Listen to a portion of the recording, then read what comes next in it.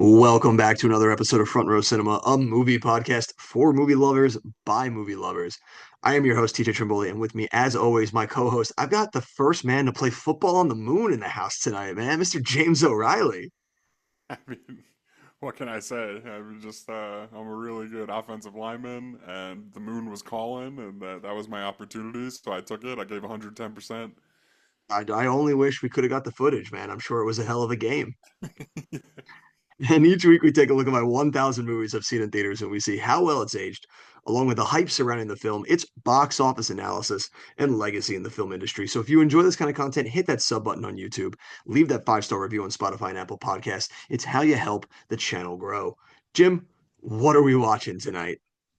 We've got another sequel on our hands. We're going back and watching the sequel to the dawn of superhero movies, Spider-Man 2, Sam Raimi's Spider-Man 2. That's right, a seminal classic, the 2004 superhero film, directed by Sam Raimi, written by Alvin Sargent, and starring Tobey Maguire, Kirsten Dunst, and Alfred Molina.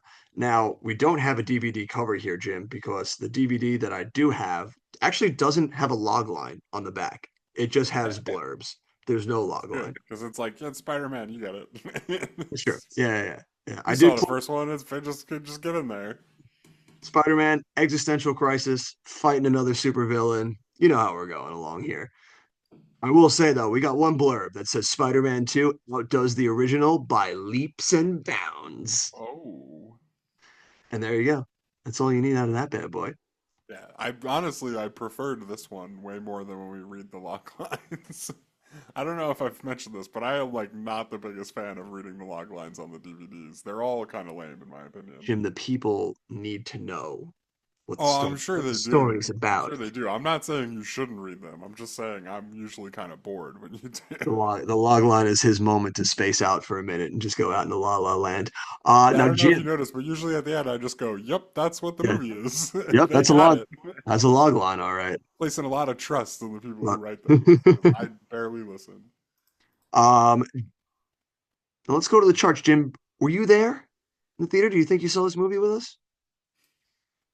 I don't think I did. I'm pretty sure I saw this with my dad and my sister, All right. and So he's potentially even my youngest brother. oh, all right. He's testing the waters. And Jim, actually, you are correct for this week because there was a dark horse for this one. Spider-Man 2, I actually saw with Charlie. Oh, okay. Nobody else. This was a movie with Charlie. We went June 30th, 2004. It was a Wednesday release there. So the June 30th. 2:45 p.m. show, theater Oh number yeah, one. that probably would have been opening day. Yeah. Right? Did it do a 5-dayer? Because it was July 4th weekend, right? So they probably busted it out early. Yeah, the opening weekend was July 4th weekend. Yeah. So it was a 5, maybe even a 6 day cuz Sunday was July 4th.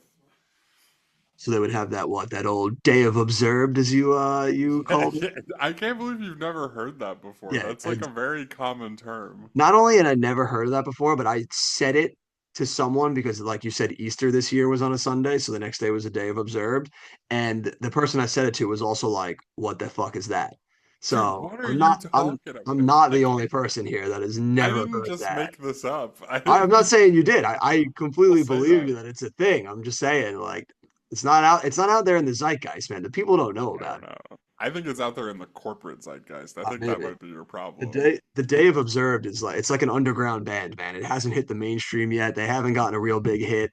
Yeah, yeah. They're kind of just chugging along underneath it.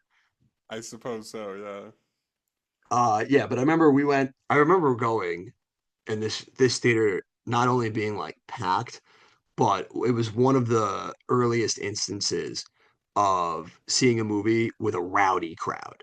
Like the crowd was hyped to watch I this bet, movie. yeah. Like, yeah, and I remember I just mean, being the like, first one famously is the only movie we've done that broke $100 million yet, right? no, we did have Shrek 2 also broke 100 million Oh, its okay, opening right, right, weekend. But right, yeah. those are the only Spider-Man two still so has the far. record if I remember Yeah, correctly. Spider-Man still got the record at 114. So all eyes are on Spider-Man 2 here to absolutely demolish at the box office. And demolish it did, Jim. So let's not waste any more time. Let's dive into those juicy box office numbers. Numbers, dates, numbers, numbers, dates. Hooray. Dates, numbers. Show me the money. All right. So as you mentioned, Spider-Man opened June 30th. It was a Wednesday before the July 4th weekend. This might be the first. We're gonna go through this whole 6-day weekend because I think it's important, and this might be the first 6-day opening we talk about. Possible. I know they still recorded as I was looking the 5-dayer and never mentioned like the six. So maybe Box Office Mojo also doesn't understand the day observed, Jim. Yeah, I mean maybe, but You're, you'll you're gonna have see to that it's recoin the observed. phrase. We'll talk about it when we get up to that 6th day because I think it's very obvious that people are observing Okay. it. But let's start with that Wednesday, June 30th. It opens on a Wednesday, June 30th, to a whopping What day was that again? $40.4 million. dollars. On a Wednesday. $40.4 million. Dollars. That beats like a lot of movies' whole opening weekends that we've done to this point. That's absurd. And that 40.4 opening day actually breaks the previous record of the original Spider-Man's 39.4. It also beats Return of the King for the highest Wednesday opening of all time. Nice. Yeah, Yeah, filthy, pretty filthy. solid start. One Okay, I quick forgot. question. I was gonna say, you about to give me the budget because I was gonna say what? Yeah. The budget was $200 million is what's listed here on Box Ooh, Office all Mojo. right, so that's also There, tying two other movies on our list for the most expensive movies ever made. So this is fair. joining now Titanic and Terminator 3, which also cost 200 million. Fair. I mean, yeah, those all seem like they would cost a lot of money. But we've talked a lot about like a high budget movie being a safe bet. And again, I don't know that there's a safer bet in 2004 than Spider-Man 2. I'll say. Um, and If I that mean, yeah, opening it's like Wednesday is anything to go by, right, it's bore out in that opening day on again on a Wednesday. It pulls in 40 plus million dollars, right? it's filthy. Um, Thursday, July 1st, it pulls in 23.8 million. So before we even get to the holiday weekend, we are at a total of 64.3 or so million dollars. Like some And movies like would kill to do that on a weekend alone. right, and this weekend is no joke, right? So we're not going to go day by day here necessarily, but let's talk about this July 2nd to the 4th, right? Let's hear this This opening Friday weekend through now, at least Sunday the true opening weekend, pulls in $88.2 million, dollars, which, which is it's maybe not like the most spectacular thing on our 3-day list, but when you factor in that it already made like almost like it made 60 plus million already, like pretty insane. already nuts. That 88.2 is still good enough to put us at the number six spot of all time on our charts, behind Chamber of Secrets 88.4 and ahead of X2's 85.6. That opening weekend also of 88.2 beats Gold Members for the biggest July opening, and it also beats Men in Black 2 for the biggest July 4th opening weekend. Dang. And now this is where I want to bring up the holiday observed, the Monday, Okay. July 5th. Because as you know, when a holiday's on a Sunday, you observe it on the Monday. When it's on a Saturday, you observe it on the Friday. Okay. Is that the rules? That's how that goes? Yeah, like that's how offices usually do it. Yeah, like if it's Absurd. on a Sunday, they'll give you the Monday off, and if it's on a Saturday, they'll give you the Friday off. Why do you know so much about this? I've worked in many an office in my day, sir. Um, so we'll talk a little bit about on July 4th, right? With part of that 3-day 88 million we just talked about. It pulls in 20, like just a little bit under 22 million. On Monday the 5th, it goes up 26% from that previous day and pulls in another $27.7 million. Dollars. It's insane. That 27.7 also is the highest Monday gross of all time. Yeah, it probably still is, right? Like I can't I imagine don't they've beaten know. it yet. And then let's just so through those opening 6 days against that $200 million budget, by the end of Monday, July 5th, it has racked in a ridiculous $180 million. That's just stupid. And I'm sure if they tracked 6 days, like that's obviously number one. I don't think anything else compares to that. The I mean, five it's day, got to be pretty near the top, yeah. But like, just I'm like sure. Well, for six what for a six chef's days, kiss yeah. opening. Like they like straddle the holiday. They get Wednesday and Thursday in there. They get the Monday observed, and they finish like pretty close to their crazy big budget. I mean that 180 right there off of those 6 days, like you're already within 20 million of your 200 budget. Like that's you're you're you're in line for a massive haul right here. Right, and I mean, like you're also like by the end of that Monday, it's now July 6th, so you have like the whole summer ahead of you, baby. Like You things got are looking up for nothing, Spider-Man 2. nothing but high sales and favorable wins. But it'll be They interesting to see, right? Because we've talked about like when you start so high, usually you drop maybe a little harder and a little faster than movies that don't quite. Like, a lot of people wanted to see Spider-Man 2, but when they pull in $180 million in 6 days, most of them probably already have, right? So Yeah. like we'll see like if they can keep it up, right? Let's just take a quick look if there's anything else notable this week. No notable openings, which I think is notable in and of itself because I I don't think think people are anybody kind of like, wanted nah, we're good. We're nobody good. wanted to come towards this, and for good reason. I have two records here to note, Jim, before we go into our Okay. second weekend here. Obviously we saw that 6 day clearly is the highest of all time. They listed the 5 day also as being the highest grossing 5 day of all time, beating Shrek for the top spot. It also beats its own record for the fastest to 200 million at 8 days. The previous film, Spider-Man, had done it in nine. Right, right. So, I mean, yeah, this is like big box office fare. This is what we're talking about when we say this is kind of what starts the superhero era for real. Um, and yeah, there's really nothing else. I mean, we've brought up Fahrenheit 9/11 before. It's like in its second week. We did Dodgeball is in its third week. Like Terminals in its third week. So it's kind of just like again, everybody's taking a big step No to the one's coming left, close. letting I am curious letting though. Spider-Man run Yeah, roughshod. I am curious though. You said Fahrenheit 9/11 came in second. What was their total? Just so that we can. I want to see the difference between one and two. Like, Yeah, good point. So for that 3 days, like we said, Spider-Man has 88.2 million. Fahrenheit 9/11 down in second with 16.4 million. So it's yeah. like So it's not like, even close to yes, close. yeah. Like no one can come close. That's nuts, dude. Like, Yeah, and I mean honestly, pretty impressive box office for like a documentary in its like second week. Like it's I hanging know in the top 16, five, it's pulling in 16 some is nothing to money. sneeze at, especially with Spider-Man 2 coming out. Like, there was every chance for every other movie to just get decimated and not even like pull 10. So 16, that's solid. We'll give it Yeah, to you, Fahrenheit 9/11. We're still not gonna watch you, but we'll give it to you. right. Definitely not gonna watch it. Definitely not. There's no way it's gonna be any fun for anybody. Us, the most of all. So, No, yeah, no.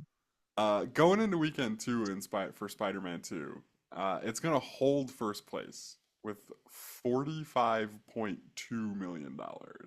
Ooh, yeah. So So a that's the 28.7% second. drop from the That original week.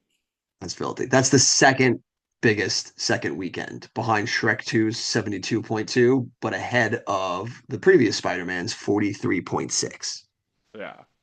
There is going to be a couple of notable openings this week, and I am pretty sure that we would have seen both of these movies. Oh, all right. Very This interested to might see have what. even been a double feature that we were like kind of famous for back in the Oh, day. all right. I'm very curious to hear these guesses. Let's hear it.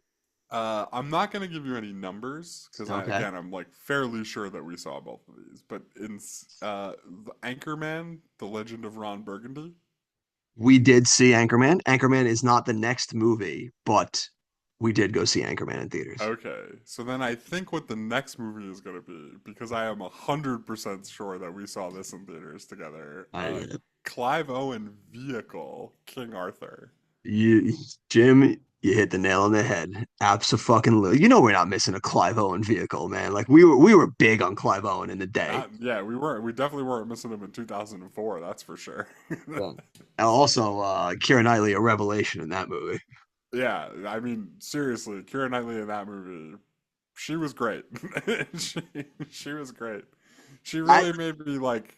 She really like introduced me to body paint as a concept, and like, you know, I mean, like, I don't know if that was a good thing or a bad thing, but we were like 15. It was a good movie. it was striking a good chord back then. Uh, Yeah, yeah, King Arthur will be the next one. I don't think I've watched that movie since we saw it in theaters, so I have. It's been a while since I watched it, and I remember still really liking it. So I'm very interested to go back to that one. very interested for that one. That's going to be fun. That's a big Yeah, weekend right there. yeah, big weekend. And like I said, I'm not Yep. going to give you any numbers on those two. Nothing And else really worth talking about here. A lot of this we've already covered, right? Going into weekend three, Spider-Man is going to drop out of first place. ooh, He's only going to two fall weekends. victim All right. to the absolute buzzsaw that is Will Smith in 2004. Is it iRobot? iRobot's gonna open number one. Did we see that? I don't think I saw that Nope. with you. I did not see that in theaters. Yeah, I think I might have saw that with my dad, honestly, but I don't think I saw that with you guys. So I'll give you the number for iRobot. It's gonna come in first with 52.2 million. It's insane, man. That Pretty movie good. today would not open to 52. Like, that's crazy. No, I definitely wouldn't, but it's pretty good. And this is like I said, this is in like the run when Will Smith, like every movie he makes is opening number one at the box office. He's Yeah, like absolute box office gold at this he point. was gold back then. He had a fucking sick run. I think it was like what? He had like it was like 8 consecutive movies that was like Something opening like him that. number one. It was like all grossing 100 million domestically by the end of its run. Like he was Yeah, and I mean this was like probably like one of those were coming out a year, so it was like he was like every time he made a movie for like a decade it came in first place, right? it was a big deal. Wild Wild West being the best of them. Yeah, easily. But Spider-Man in its third week is going to drop down to second place with $24.8 million. That's a 45.2% drop. Ooh, yeah, so that's not even close to the original Spider-Man's third weekend, which did a record-setting 45 million.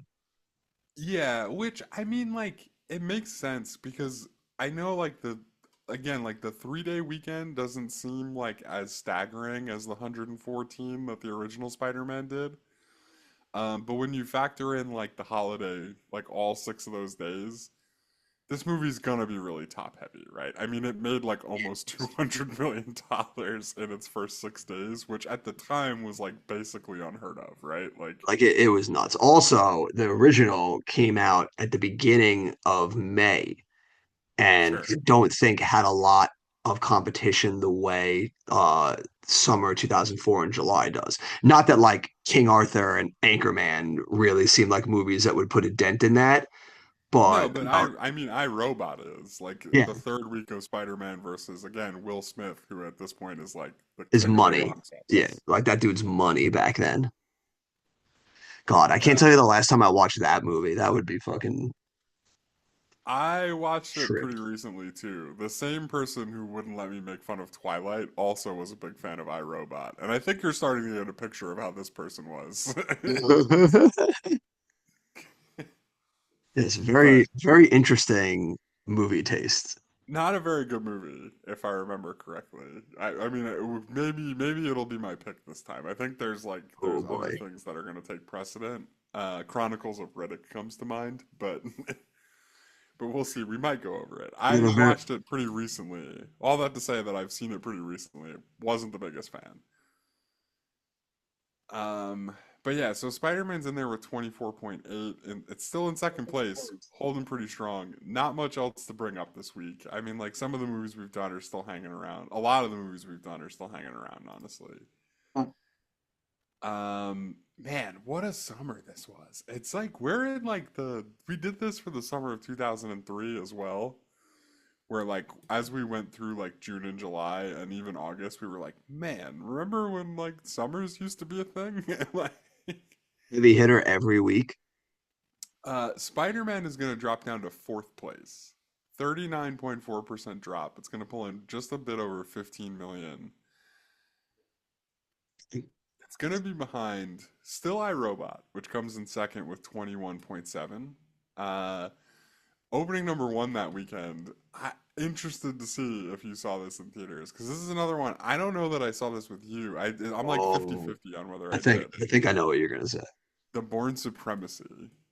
Oh, that was not where I thought you were going. No, Jim, actually, I did not see the only Bourne movie I ever saw in theaters was with you guys, and it was the Bourne Ultimatum, Nice. Interesting. That's which I definitely I kick I definitely myself. would have saw this movie with my dad, Born Supremacy. So that's I, probably I, what I'm thinking. I don't know in what world where I'm going to the movies consistently on my own now that I don't go see this movie in theaters. Like how do I miss the Bourne Supremacy? Yeah, I mean nothing else was really out this week either. I mean like Catwoman comes out, but I don't think we saw Uh, Catwoman. that's really where I should have shown and gone and saw that. I don't know what I was thinking there. And I mean not really much else to talk about. So I mean this may take us a minute, but Right let's us try out. and ride Spider-Man out of the top 10. So weekend 5, we're in July 30th to August 1st here. We're through July. It's going to drop down to 5th place with 8.6 million. Weekend 6, it's going to be in 7th, 5.4. Weekend 7, it's going to be down in 10th with 3.5. And then finally, in weekend 8, it drops to 12th place. Stays there all the way through August 20th to the 22nd. This is when the Athens Olympics comes out. So I'm gonna say that this is what dropped Spider-Man out of the top 10. If people weren't so busy watching the Olympics, they would have been watching Spider-Man. But it's going to drop Goddamn all the way down to Olympics. 12th place with $2.4 million. Man, well, 7 weeks is still nothing to sneeze at. I mean, it still came pretty close to matching its predecessor. The first Spider-Man did 8 weeks, so not too far off there. But a lot of notable heavy hitters in the 7 weeks. You got movies like The Mummy Returns. You got The Fellowship of the Ring. We got Attack of the Clones in there. So a lot of blockbuster summer heavy movies. So 7 weeks seems about par the course for these big movies. Yeah, yeah. Right. When I mean you're running through like the biggest time for movies. And I mean like things like iRobot and Born Supremacy, they're definitely taking a chunk out of this, right? Like they're definitely in similar lanes. Yeah, yeah. Well, especially that 51 million opening definitely takes a bite out of, some of the momentum of Spider-Man because I never would have expected a 51 million opening for that one. Yeah, and Born Supremacy was 50 plus too. I think it was like Yeah. 56 and change. So Remember yeah. when we used to just put out like good action movies and they would consistently do like 50 million? Yeah, like when the box office was actually a business. Um, What a day that was. yeah, and then this will be the interesting part for me here because, like I said, I think this movie ends up being pretty top heavy, and in terms of totals, I think it's gonna fall behind the original, at least on the worldwide total. But let's take a look. It's domestic. It finishes with 373.6 million. 373, still good enough for the top 10. It's going to be in the number 6 spot behind Return of the King's 377, but ahead of Passion of the Christ's 370. So Peter Parker's still better than Jesus there in that regard, at least. The original Spider-Man does 407 domestic, so not too Right, far right. off. Not too far off, but it's definitely a little behind. Like it is a Yeah. little bit more top heavy. International, it's gonna pull in 410.2 million for a worldwide total of 783. Let's call it point 0.8. 783. Going to put us just outside of the top 10. We're going to be in the number 12 spot behind Prisoner of Azkaban, 795, and ahead of Curse of the Black Pearl, 654. The original Spider-Man does 825 worldwide. So still not crazy off from there, but it is interesting to see that this actually came in lower than the original Spider-Man. Yeah, you're starting to see it drip off a little bit. And I mean, we'll talk Yeah. about it when we get to the third Especially one, but I have a feeling that's going to be the least successful of the three. it's extra interesting, especially like in hindsight, like because Spider-Man 2 is often regarded as like the pinnacle of superhero films. Yeah.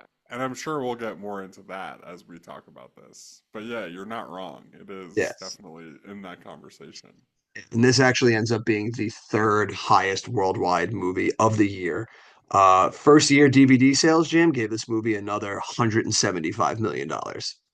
God dang. Yeah. Yeah. So I mean, even with a little bit of a drop off, I think what we're seeing with these first two Spider-Man movies is the reason why they make like 12 more Spider-Man movies. Yeah. Even if they change the directors and they change Spider-Man and they do like everything different.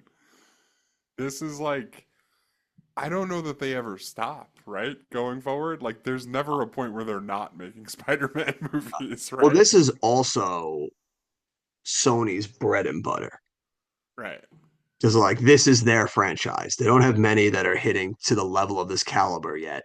So like they're going to beat this dead horse into the ground for as long as they can. Yeah, And they're even if they still have to doing it beg to this other day. movie studios to actually make the movies, Yeah. they're gonna Yeah, keep they're just gonna keep doing it. And then they're like, we're doing it so well. What if we made spin-offs with all the villains? That should surely do business, right? I'm not gonna lie, I really enjoy Morbius and the Okay. Madam That's Web. okay. I honestly I'm not I wouldn't hold that against you for enjoying that. I would hold it against you if you told me you liked Craven the Hunter. I still haven't watched it. I watched like Good. maybe the first like 20 minutes and I wasn't necessarily against it, but I Oh, only Jim, gave it no, about Jim. 20 minutes, so No, that one was like fucking pulling teeth in theaters sitting through that bad boy. well, you didn't like Russell Crowe as their dad? No, I enjoy Russell Crowe in anything, but that man's in it for like maybe 15 minutes out of the whole runtime. Yeah, I honestly like I got up to like sort of in the beginning when he first showed up and then I turned it off not too long after. But it's definitely on my list to go back And to. he has that absurd Russian accent. Yeah, Fantastic. Never change, Russell Crowe. You're a god. yeah. It's like Craven the Hunter. His real name Viktor Kravenov, like something stupid like that. Yeah, they're like, who could Craven the Hunter be? And they're like, we got this guy named Cravenoff. They're like, no, it couldn't be him. I don't even know if it wasn't Kravenov. I'm Yeah, just saying like no, it's that's yeah, like what it sounded like to me. Like I'm pretty sure it is. It's like Cravenoff or like it's something that's literally just Craven and then like an extra whatever that's like some kind of Russian. like Ruskification of it. Yeah, yeah. And it's just Like like he may as well, he literally may as well have just been named like Hunter Kravenov. Like, yeah, like very on the nose. Oh man, what a movie. To really show we've gone full circle from Spider-Man 2 all the way to Craven the Hunter. yeah, but But no, so like, thankfully, because Spider-Man 2 is a resounding rave success because yeah, go for it. Go with the critics. Let's hear what they had to say. critically, this movie success across the board. We got 93% from the critics. We got an 82% from the audience. 7.4 from IMDb. I thought IMDb would be a little bit higher. 7.4 seemed a little bit on the lower end for that movie, but IMDb is going to IMDb. Yeah, who But can we tell with got, IMDb these days? yeah, we got the A minus cinema score, Jim. So we got there. Nice, Yeah, we nice. got there in the end. We Uh, deserve on the cinema score. we do. And as always, Jim, we got some user reviews. I I can only imagine. And we got some thoughts. I always like when we come across movies that are held to such a high standard and often regarded as like some of the best to ever do it in that genre, and immediately seeing what the one-star people had to say, because it's just like it's a movie that's like a resounding success from everybody. And there's always going to be contrarians, and I just love to see what their justifications are for being contrarians. I think on the whole, this is where we find like the really insane people. Like these are the people who are gonna like bring up like Vietnam or like 9/11 Well, or like George Bush in some weird, sometimes direct, sometimes roundabout way. Like that's I think where you find like the real crazy people. So I'm very curious to see what happens here. will we find somebody insane enough to fan cast Spider-Man 2 as the Bush era administration? Right, right. That's really all I want to know. That might be like the peak, by the way, when they were like, "And Agamemnon is Dick Cheney." It was just like, and is there any better Helen of Troy than Osama bin Laden? It's It's basically what it was, yeah. sir, I need you to seek help, please. And there was like a real person who was like sitting in their living room, like, "Yep, that's what I'm gonna write on the internet." He's like, that's gonna hit. He goes back to it today and he's like, I stand by it, man. It holds up. The people need to know. So yeah, like I'm very interested to see like if there's another one of those in the 1-star reviews of Spider-Man 2, because I got a feeling. Well, let's not leave you in suspense any longer, Jim. We've got our first person here, and they write, seeing the mythical Western culture superhero has been a devastating experience. Yep, Spider-Man, Western culture is like a real buzzword. That's a real red flag. Spider-Man is by far the worst shit I have ever seen, and I have seen a lot of shit. Not that I like them, I just watch them. What? The sequel continues enlarging the difference between the art of filming and people who call themselves public. What? It is That wasn't a sentence. I refuse to believe that was a sentence. it is sad to see that a story of a hero, which originally was meant to be entertaining and not so aggressively violent, is now totally ruined by the lust of money and fame. The best What? sellers of American society equals the attitude of society, and that's that. The shining illusion of film industry has now been broken. Th- that sentence I think is a big tip there because this person does not English is not their first language, right? Like read that Definitely. last one again. The best sellers of American society equal the attitude of society, and that's that. No, keep going, keep The going. shining illusion of film industry has now been broken. Right, of the film industry would be how you say that if you speak English. Of film industry is like a kind of a giveaway, I think. That maybe is this the first Russian bot we've run into? It's possible. This might be the Kremlin speaking to us from through the Ethernet. I mean, just the sentence Maybe. alone of them being like, the sequel continues enlarging the difference between the art of filming and people who call themselves public. Right. What? That's not English. Yeah, That's not a thing people say. That it's doesn't mean anything. like That- what, dude? Like, and I love to see even see in 2004 they're pushing the Western culture myth. yeah, but that's dude, it feels very trolly, but like a troll with like a real serious agenda who's like, I'm gonna get people to argue about Spider-Man 2 because it'll This, unravel society. this is where it started, man. They were practicing in the throes of the IMDb site where they knew like one day when we get YouTube, we're gonna shine here, boys. Yeah, yeah. Just wait till Twitter. That's when we're really gonna make our move.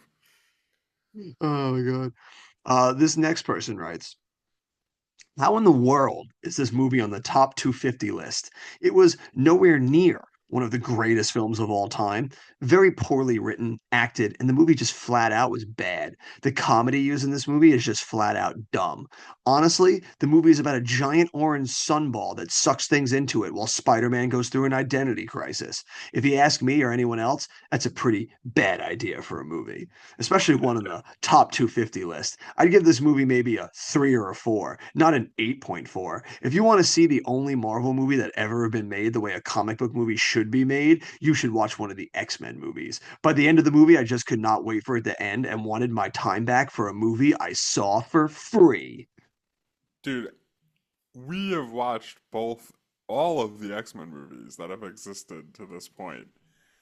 And I gotta say, it is an insane take to say that they are anything near Spider-Man 2 in terms of quality.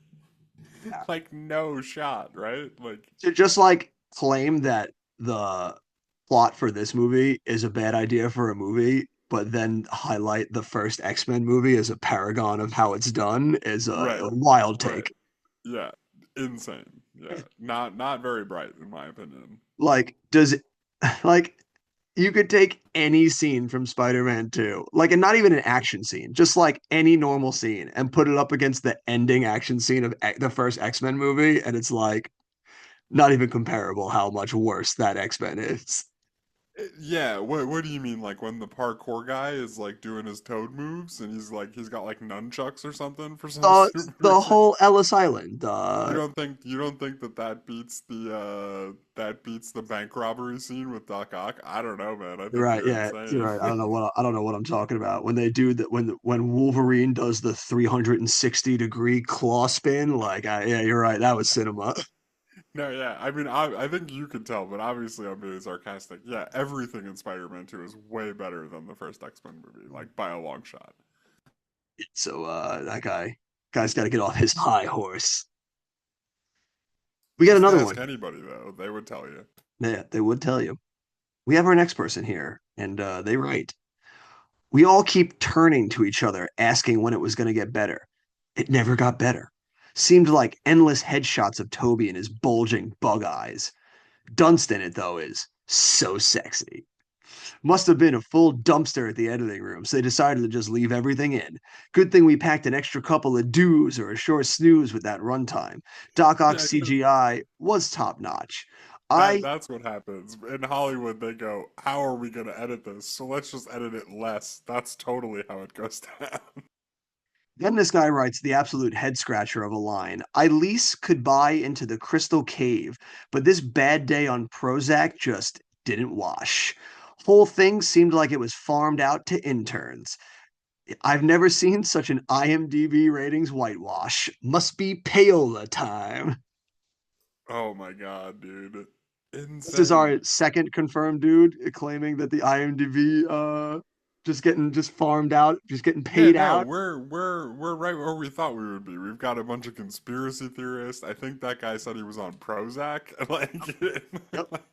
He also, in the sentence, whole thing seemed like it was farmed out to interns. He spelled whole Hole. right.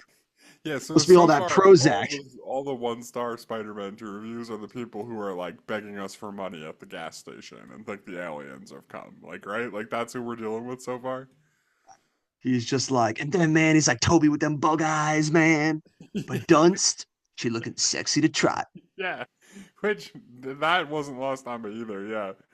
Even if they didn't like the movie, still plenty of perverts out there in Yeah, 2004. still plenty of. At least the girl was good to oogle at. It's like, sir, may I offer you to seek help? Yeah. I mean, like, and don't get me wrong, Kirsten Dunst was very put together in this movie. She was very classy. She had like a lot of nice outfits, but like, it's crazy to me that people like hated the movie so much, but they still have to be like, but don't get me wrong, Kirsten Dunst was hot. Like, it's so Caroline, weird. It's so one creepy. star. Was just waiting for it to get better. And the only time it did was every time Dunst showed up in one of those sexy summer dresses. Right. Exactly. It's like, I think you have a problem, sir. It's like, sir, you need to take it easy. We have one last one star here, and they write, I'm a proud fan of the original Spider-Man cartoon. If these producers thought about to put something original from themselves, they did. But I found lots of paradoxes between the movie and the cartoon. For instance, the murder of Uncle Ben is not the same. Or Oh, MJ no. doesn't ever meet JJ Jr. in the cartoon. They make him God marry damn it. here.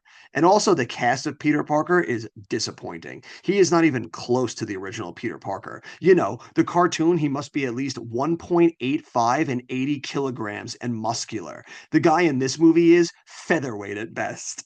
I think the movie is made for the ones who don't know comics or cartoons, not for the loyal Marvel comic lovers. Yeah, so a couple things. That guy is giving his measurements in metric, which tells me a whole lot, right? Like, right? Like he said 1.85 and how many kilograms? 80 kilograms. Yeah, 80 kilograms. Got news for you, buddy. Nobody knows what you're talking about over here. No We idea what don't that know means. what any of that means. But also, like, Peter Parker wasn't hot and muscular enough for me. You had, like, Yeah, no, but that's the bit that's maybe my favorite.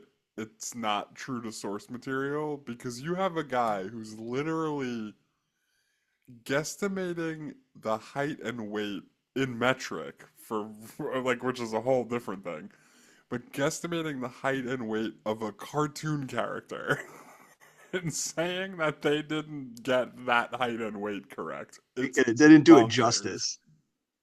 This hand-drawn Spider-Man is not equal to this live-action Spider-Man. Right, like how do you even begin to guess how tall a cartoon character is? Like, Also, like the original cartoon from like the 60s is like absurdly silly. So like for you to be like, if this movie isn't exactly like this silly cartoon from the 60s that was just meant to entertain you for like 20 minutes is right, like right. such an insane take. Yeah, but dude, Mary Jane never met J. Jonah Yeah, Jameson like in the crappy 60s yeah, cartoon, so this God, movie's yeah, unwatchable. God forbid Sam Raimi take a liberty or two. For fuck's sake, man, what are we doing here? Yeah, so bad. It's like, oh my God, the one star is really coming in hot tonight. And then we'll switch it over to our 10 stars. See if maybe they I mean, kept it in line. Toby was only 1.68 meters tall, and that's just like it ruined the whole experience for me. Yeah, I'm gonna need to get a reading. Can someone reach out to Toby's agent so we get a reading on his kilograms? Yeah, how many stone is Toby McGuire? We just get a letter back from him being like, "Go fuck yourselves." Toby, what's the kilograms? Eat shit. Our first 10 star here. They have this to say. I just had what could possibly have been the worst movie going experience of my life. Oh Interesting start. god, In part due to the high expectations for midnight movies and the this huge guy's gonna hate letdown the future. of this of this experience. People were making so much noise. So many people get up over 9, which starts to get really annoying. The kid behind us started saying, "This movie is gay." And this sucks about 25 minutes into the movie. Never changed, world. You could tell most of the people were not enjoying the movie, and I get the feeling most of America will not enjoy it near as much as the first. That all said and done, I loved this movie. I thought it was great. I loved every minute of it. I didn't dislike a single frame. Wait, So are much we fun. in 10-star reviews? Yeah, this is a 10-star review, Jim. Okay, sorry, I missed that part. Yeah. Okay, keep going. I know in the first half it reads very hard like a one star, Yeah, but yeah. no. But no, he's bringing it back around for the second half. He goes, I loved the look and feel. I love the opening credits and I love the closing swing, almost directly cut from the first, but it was great then and it's great now. I do believe I may go see this again. Probably alone, but who cares? I want to have a good experience at this movie, so I won't have a bad feeling after seeing a great movie. I hope I'm wrong about most of America not liking it. I hope it does twice as well as the first, or else the third, if made, will be very piss poor. We will see. 2007, here we come. Well, buddy, I got bad news for you about the third one. Yeah. The third one. What do you mean the third one's great? Also pretty ahead of his time for this man that he just like knew it was coming out in 2007. Did they already announce a release date for this opening weekend? Like, Probably. I mean, after it made all that money, they were probably like dying to get the news out there that they were making a third one. well, this guy knew it right off the bat. 2007, here we come. Yeah, very all twists and turns in that 10 star slash half a 1 star review. Yeah, I mean, it's interesting because, like, I don't know. I feel like maybe a lot of people didn't necessarily love this movie back then, but it did well on IMDb, so I don't know. I don't know. I remember everyone we talked to, like at least in our vicinity, loved it.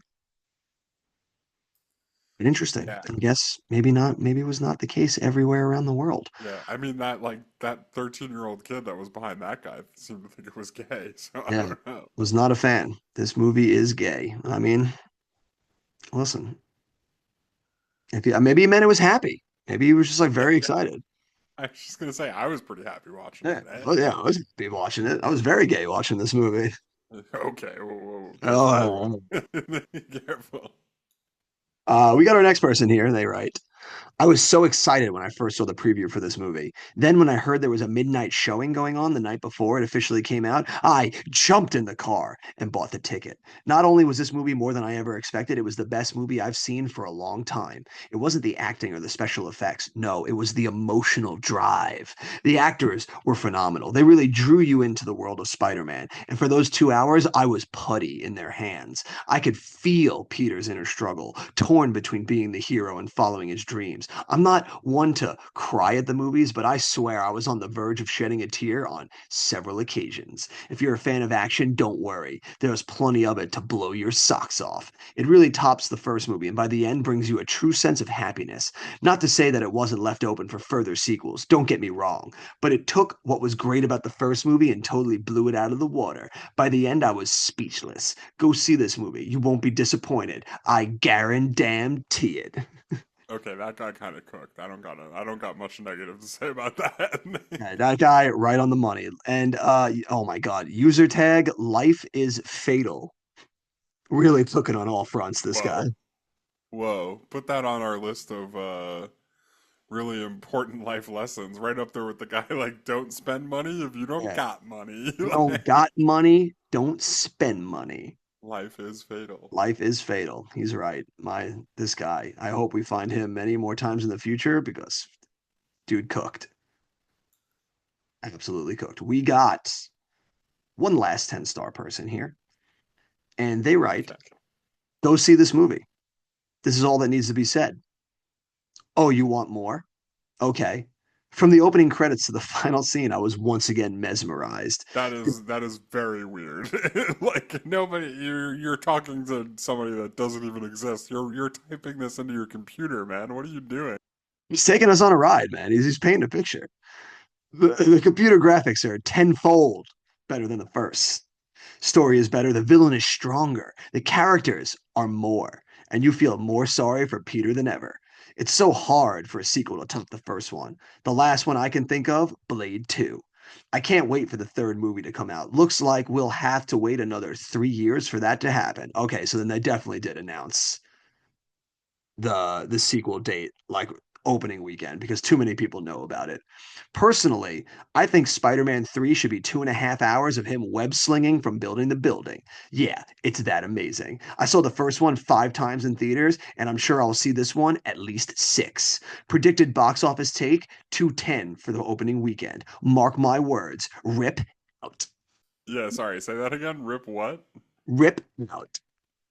His user tag is Rip747, so I'm guessing his name is Rip.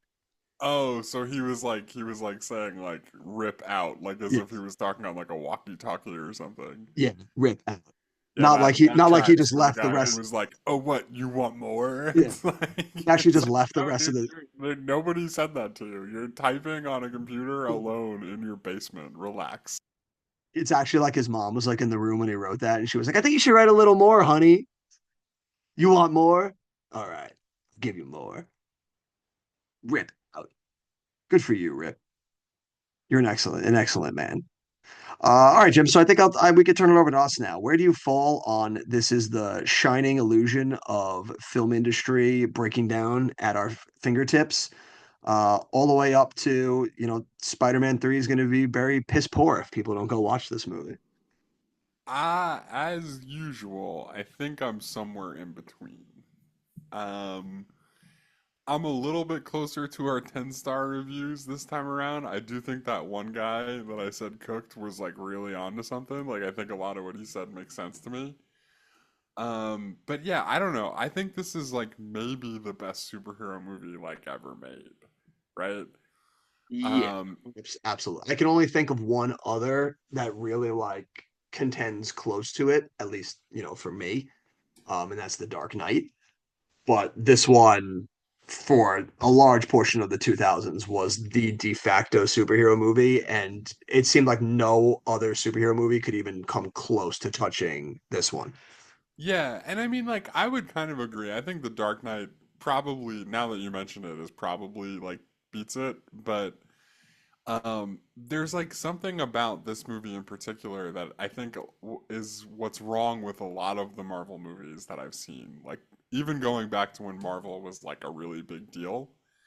Um, there's like the emotional drive in this movie is so real and it's so important and it's so layered, right? So like what did we talk about with Shrek 2 in terms of sequels where unlike movies like Dumb and Dumber who are like, hey, don't you want to know about when Harry met Lloyd? And I'm like, nah, not really. Like, no, I really don't actually. Or some sequels who are like, "Hey, don't you want to see Jim's wedding?" And I'm like, "Not really. Actually, I don't.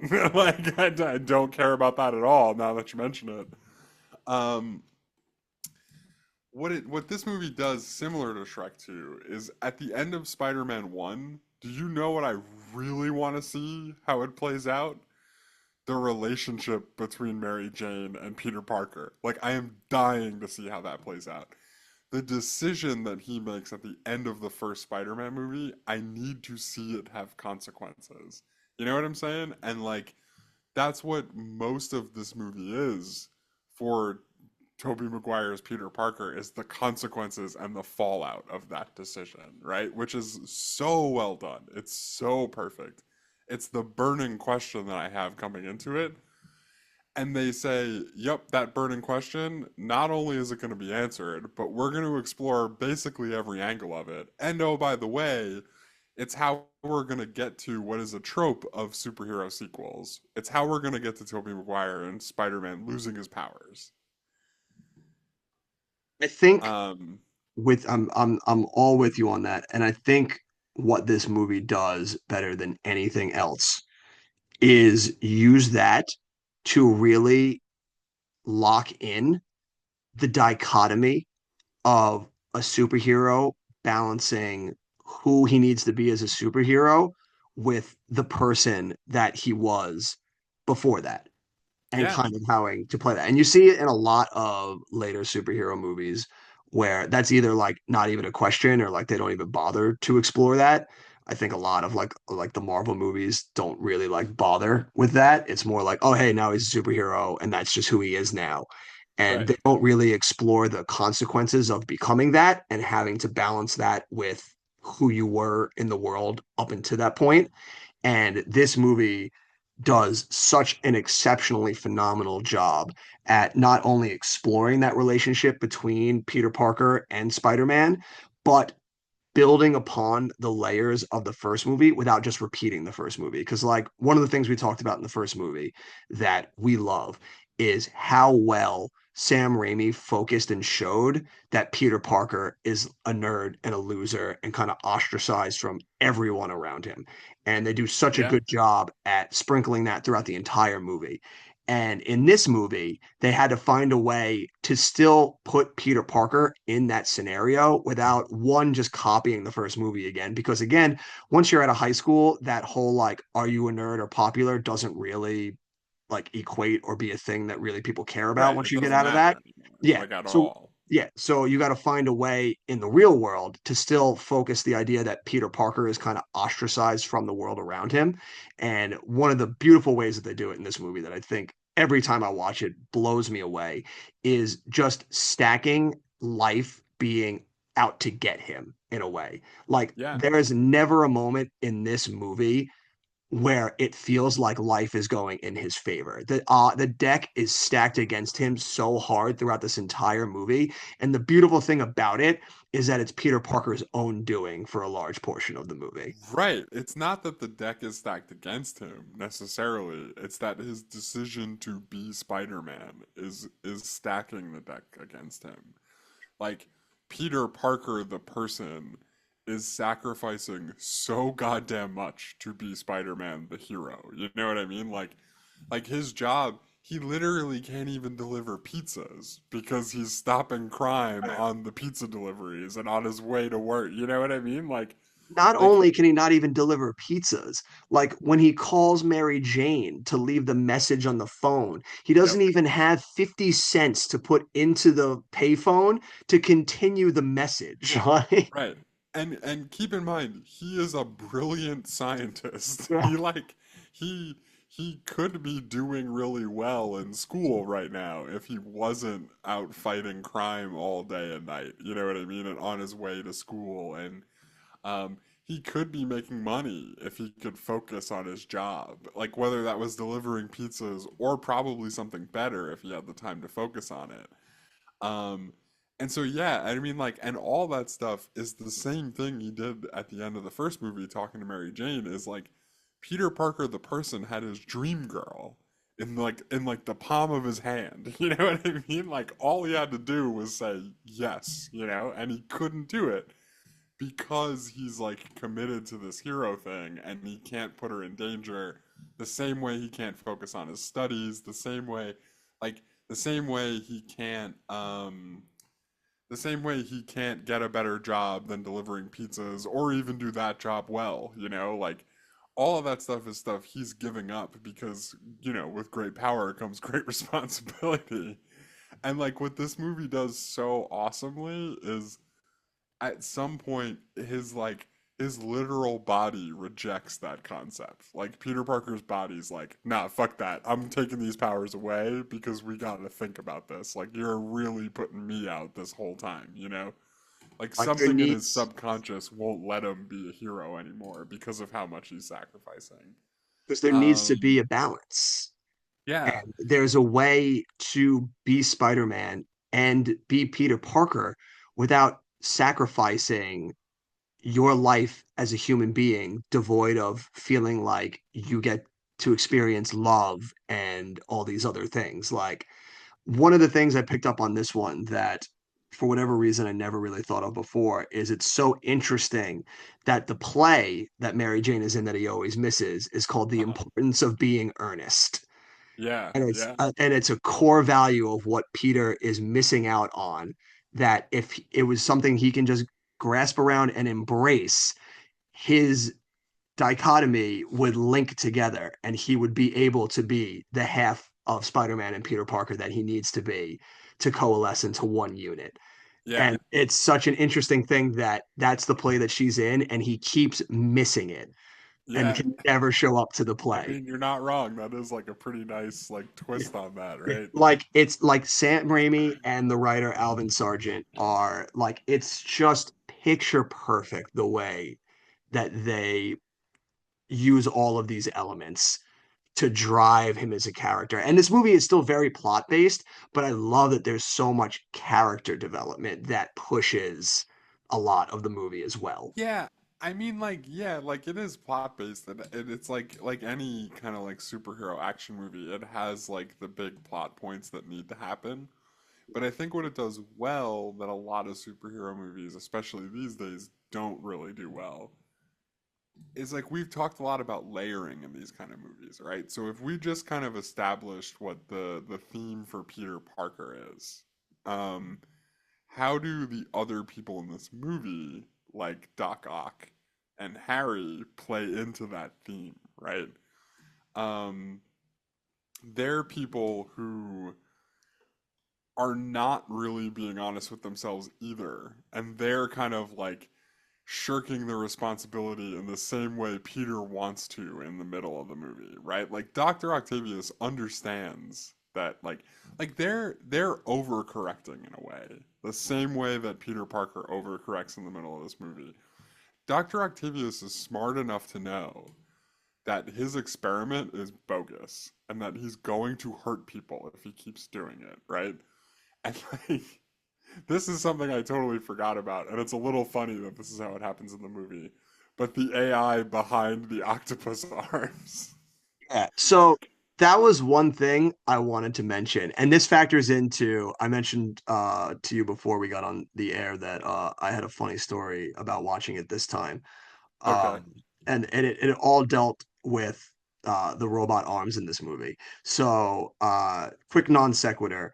Right before I watched this movie, I did classic middle 30s. I slept wrong and pinched a nerve in my neck, so I couldn't turn my neck at all. So I was in okay. vast amounts of pain. And the only way that I could not be in pain was to take a You had to Xanax. take the inhibitor trick on Yeah, yeah. your octopus arms. No, was I didn't have any. I didn't have muscle relaxers or anything. So the only thing that was like helping me was I would take a Xanax and I would smoke a joint, and I would be on fucking cloud nine. And Yeah, I did that. that is a pretty righteous combo. It was a very righteous combo. Shout out my mom Jackie for suggesting it. You're an OG legend right there. Um, and I watched this movie while in the middle of that, and I was watching this movie unlocking thoughts that I never thought possible before. Whenever I watched this movie Yeah, in a million sure. Yeah, times, and right. No, it totally makes sense. one of the ones that I thought of that I couldn't wrap my head around for so long and maybe you can explain it to me here because you're the bit my big science mumbo jumbo guy. Okay. Why are the robot arms evil? Um, I don't think there's a real reason for the robot Like, arms to be I know evil. why they're evil because it's a movie. He's got to be a villain, and like we need the story to happen. But isn't it I just think as that likely that those robot arms would be benevolent and just kind of be like, "It's all right, guy. Like we'll try again." Like, I'm gonna try my best to justify the robot arms being evil, but okay, I will caution this by saying I don't know that I believe any of the words I'm about to say, right? okay, let's hear it. Um, Spin it to me, but doctor. I could see a world where you are a set of robot arms with which for some reason have artificial intelligence. I can't imagine why. Like um but you're like a set of robot arms and legs maybe there was four of them Four of them.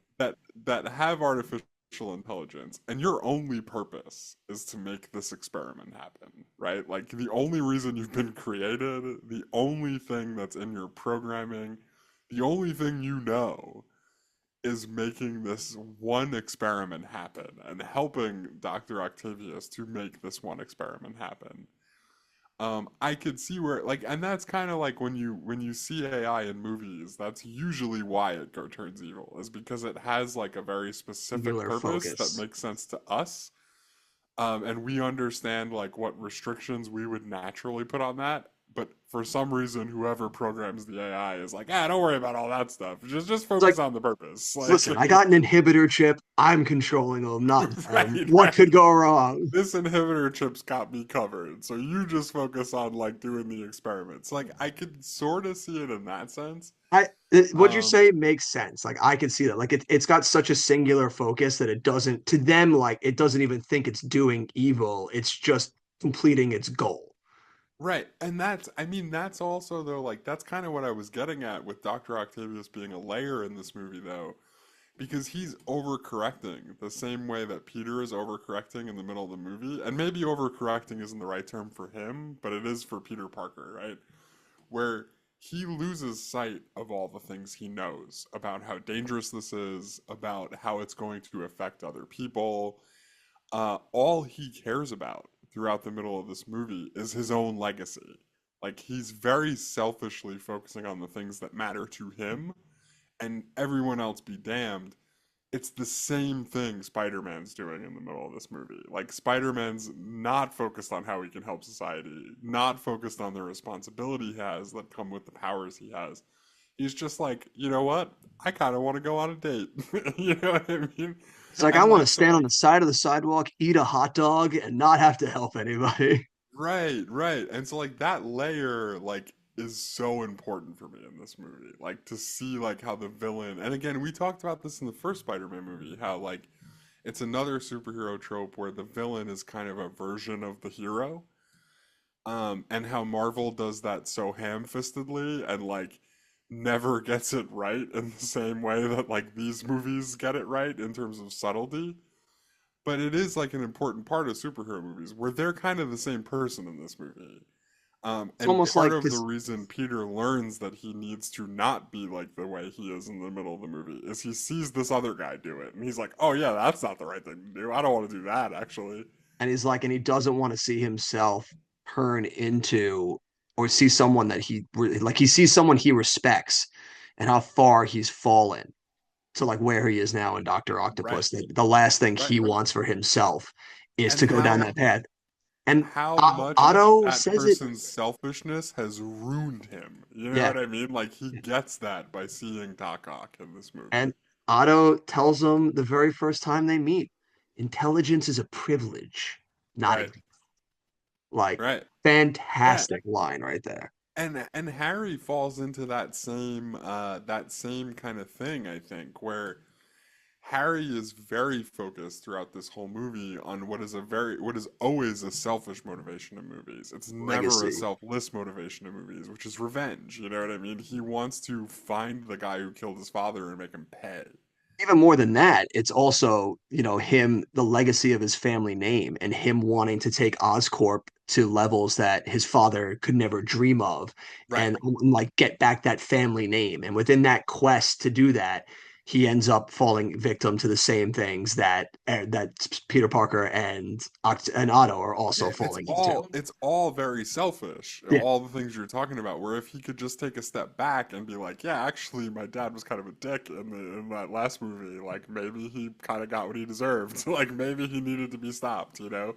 It's all just a matter of choice that I really like. That like it's all like that you have all of these elements here. There's all of these paths, there's all of this responsibility, and it's up to you to decide what the choice is in any given moment to push you in that right direction. One of my favorite visual metaphors in this movie is when he's finally deciding like I'm gonna go to her play, I'm gonna do the right thing, I haven't seen her Yeah. play, I gotta be a good Peter Parker here, but they still show in the closet he's trying to figure out which suit to wear, and it's his actual suit or it's the Spider-Man suit. Yep. And Yep. it's just Yep. like it's so good. And like a lot of that sometimes too, like someone could see a scene like that done by a lesser director and that seem a little ham-fisted and too on the nose, but it just works in this movie.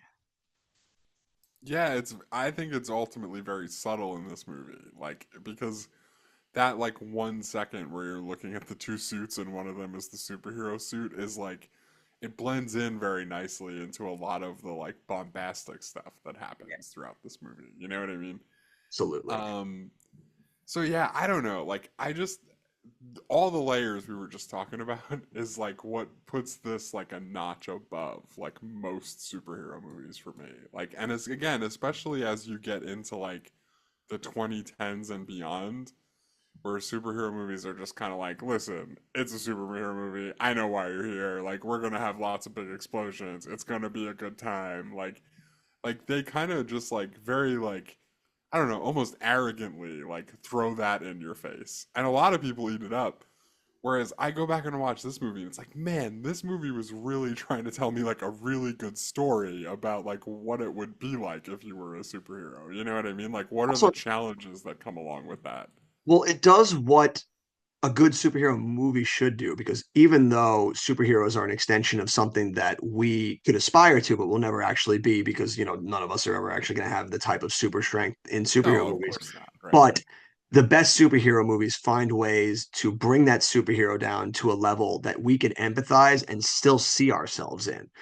And everything that Peter Parker goes through while we'll never be Spider-Man is all stuff that human beings still grapple with, which is those hard choices in life between doing the right thing and falling down a path of kind of like losing yourself. Well, yeah, and I mean, like, like the reason I think Peter Parker is relatable is because, like, obviously, me and you are never going to be like swinging around on webs through New York City, right? Speak for yourself, bro. I'm going to New York City tomorrow. Yeah, well, okay, but okay, fine, You, fair enough. you Let never me know know what's going to happen. if you end up swinging and delivering pizzas on webs. Listen, Let me know you, if that you happens. you never know what happens when you go to New York City on acid, bro.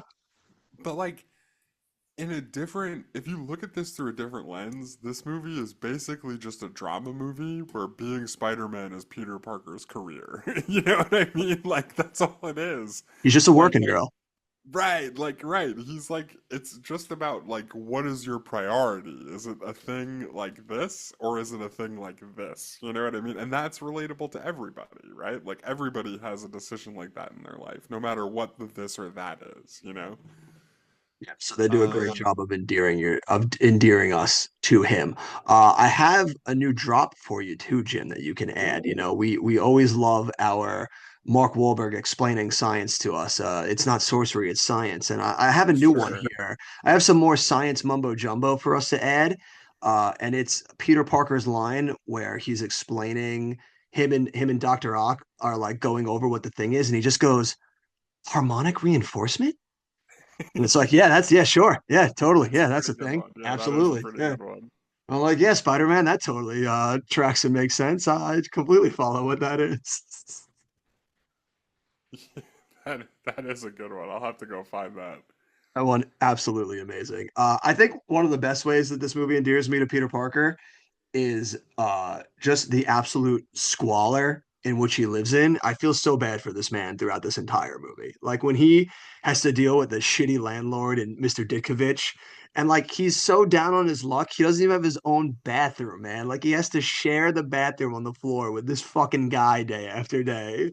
Yeah, yeah. I mean, that is pretty terrible, yeah. But also, like, not, I don't think that was uncommon for New York City, and probably still isn't uncommon for New York City, depending on what kind of apartment building you live in. Yes, getting those communal bathrooms. God, I don't think I could ever. I do, what did you think about the landlord's daughter? What? Like, What's her what was name? that all about? No, I'm not asking you in the sense of, like, I'm a one-star reviewer, and I'm like, but how about that Yeah, landlord's you want to daughter? know Like, how I'm about not that? asking you Yeah, like that. Like, she was just I like li- an interesting twist, right? you were like, I'd like to have her milk and cookies. Yeah. No, not at all. No, I think she's a good addition because it shows just like a portion of, that New York City community that we don't that's outside of the scope of the characters that we're used to show like how a bit of kindness can go a long way Yeah. and like helping you realize that, hey, this is why I do what I do, is because like that little bit of kindness that we put out into the world can really have a profound effect on somebody that in need that you might never know. So like him doing his duty as Spider-Man, he might do for other people the same thing that this girl does for him by just being there and being kind to him in a really low moment in his life. Yeah, yeah, no, right. Like that, right. That totally matters. And like, I do think it's interesting though that like none of this really clicks for him until Mary Jane gets kidnapped again. Like, I know like when he's meeting her, he's like telling her like, look, I actually maybe am not in love with you and I apologize for that. But like I know like that's like the conversation he's having. Good cake. But then like she gets kidnapped and that's when he's really all back in, right? Like it's like when it all of a sudden matters personally to him again, you know? When it matters most, he really knows when to rise. Yeah. But it is like dude, the way their relationship plays out in this is so good cuz like there's this weird like tension between the two of them every time they're on screen together. And that starts like at his birthday party where it's like weird and awkward and she's like obviously very hurt about the way things went down in the first movie. And he's also kind of like, yeah, that was a bummer. I really wish it didn't go down that way. But like, he's still kind of like, it needs to go down that way, though. I just Um, like all of her moments of like she's trying I think she knows that he's not being entirely truthful about that situation. And you yeah, constantly see moments where she's trying to subtly just like get him to say the thing that she knows he has to say. right, right. She knows that the way it ended wasn't right in the first movie, and she's begging him to undo it throughout this whole movie. Like, to the point where she's like she hasn't like totally not moved on, you know, like she's seeing somebody and it's kind of serious, but it's almost like as it gets more serious, she's kind of like, oh fuck, like he's running out of time, you know what I mean? Like we gotta like figure this out, you know? And like she keeps giving him chances to figure it out and he keeps falling short and like it's just like the perfect seasoning for like this whole kind of thing that's going on, right? It's just so well done and it keeps me so invested. And like really like I used to think the middle of this movie was boring because he like kind of just loses his powers and not much happens for like a good like 45 minutes. But I don't think that way at all anymore. Like now I watch it and I'm like, oh, there's actually like a lot going on in those 45 minutes that like aren't just him like throwing bags of coins at Doc Ock. Like it's like a really like human kind of movie. But also a very great. I love that this movie like builds and earns every action scene too. Like it doesn't try to go bigger and bolder with like more money and just be balls to the walls action. It continues to remain first and foremost a human story that builds to all of its action scenes. Yeah. The bank robbery scene, the like you just mentioned, being one like an absolute standout. Let me throw this question at you. At what point in this movie do you think Aunt May finds out that he's Spider-Man? Um, I think that's it's a the bank. really good I question. think it's the bank robbery scene, and she'll never say it to him unless he like admits to her first that he's Spider-Man. But I think in that robbery scene, she puts two and two together. And if I she don't know doesn't, that she's a I thought she moron. did. I'm curious, what is it that makes you think she did? Like, what's the specific like Well, thing? one, when he drops her off afterwards, like after he's saved her, he speaks to her and he doesn't change his voice or anything. So like I she'd mean, have to be that's an fair. absolute moron to not be like, that's my grandson. Like That's fucking like fair. I raised that dude. Like I fucking know my grandson's voice. Her nephew's voice, thank you very much. All right, yeah, all right. Nephew, you're right. She's Aunt May, not This grandmother. movie's unwatchable. He was her Yeah. nephew in the comics. They're like in the cartoon. But yeah, Uh, I think in that scene she picks up on it and she'll just roll with it because then you get the scene later on when like she's talking about how like we need and I think that's why it's so hard when she hears first when he finally tells the truth to her about like what happened in the night of Uncle Ben because I think she's just yeah, like he could she have done really knows something. like Yeah, it is his fault. Like he could have stopped it. yeah. Like And he like could have. she needs and so that's why she just gets up and walks away because she needs to process and take the time with what he just gave her. And then when they see each other then again, she's like completely fine because she's like, I know you did everything you could do because I know you're a good boy. And then immediately starts talking to him about how the world needs Spider-Man and no one's seen Spider-Man. And like the boy across the street's like, bro, where's Spider-Man? Like, Yeah, well, you're convincing me, honestly. Yeah, like because I that scene when she just walks away does hit a lot harder if she knows already. Because like it is like it's not just like normally if somebody tells you that story, the first thing you say is like, look, it's not your fault. Like there's nothing you really could have done. Like don't beat yourself up about this. Like you're not like a superhero. How could you have stopped that, you know? But he literally is, and she knows that he is, and she knows that he knows, and he knows that she knows that he could have stopped it. You know what I mean? And so you don't get that same kind of like that same kind of cathartic like understanding that we're all expecting from Aunt May. At least I was like going into that when he confesses to her. I'm expecting her to be like, listen, it's okay. And she's like, actually, I don't know if it's okay. I'm not 100% sure about that. I'm going to need to chew on it for a minute because I know you're Spider Man. I know you could have stopped it if you really wanted to, you know? have to sleep on this one. But then, yeah, like, there is something in there though where she also needs to come to grips and be like, well, look, all right, you messed that one up, but like, listen, like, we need you, man. like, the only thing worse you could do than messing up that one time is like continuing to not help us out because like we really need your help. Like, I don't know if you've been looking around, but She's getting pretty crazy out there. That fucking yeah, octopus yeah, guy's out of control. crime is through the roof since Yeah, you dude. hung it up, When the buddy. when the paper comes out when he's gone, the Daily Bugle's like crime up 75%. Yeah, yeah, yeah. It's like, damn, man, Spider-Man gets around. Yeah. Well, it's not because it makes sense to me though. Like, if people know he's out there, that they think twice about committing crimes. It's Committing not just crime. that he's literally like going to and stopping all of them He's and just arresting stopping everybody. 75% of the crime going around the city at any Yeah, given night. it's like if you're just like a dude with like a Ruger, are you gonna go rob a bank if you know Spider-Man's out there? It's like, dude, I got no chance. Like, what? Like, maybe He's I should like, just go get a job. he's Like, like, dude, I don't want to get webbed up and left on like a street pole. Like, right, right.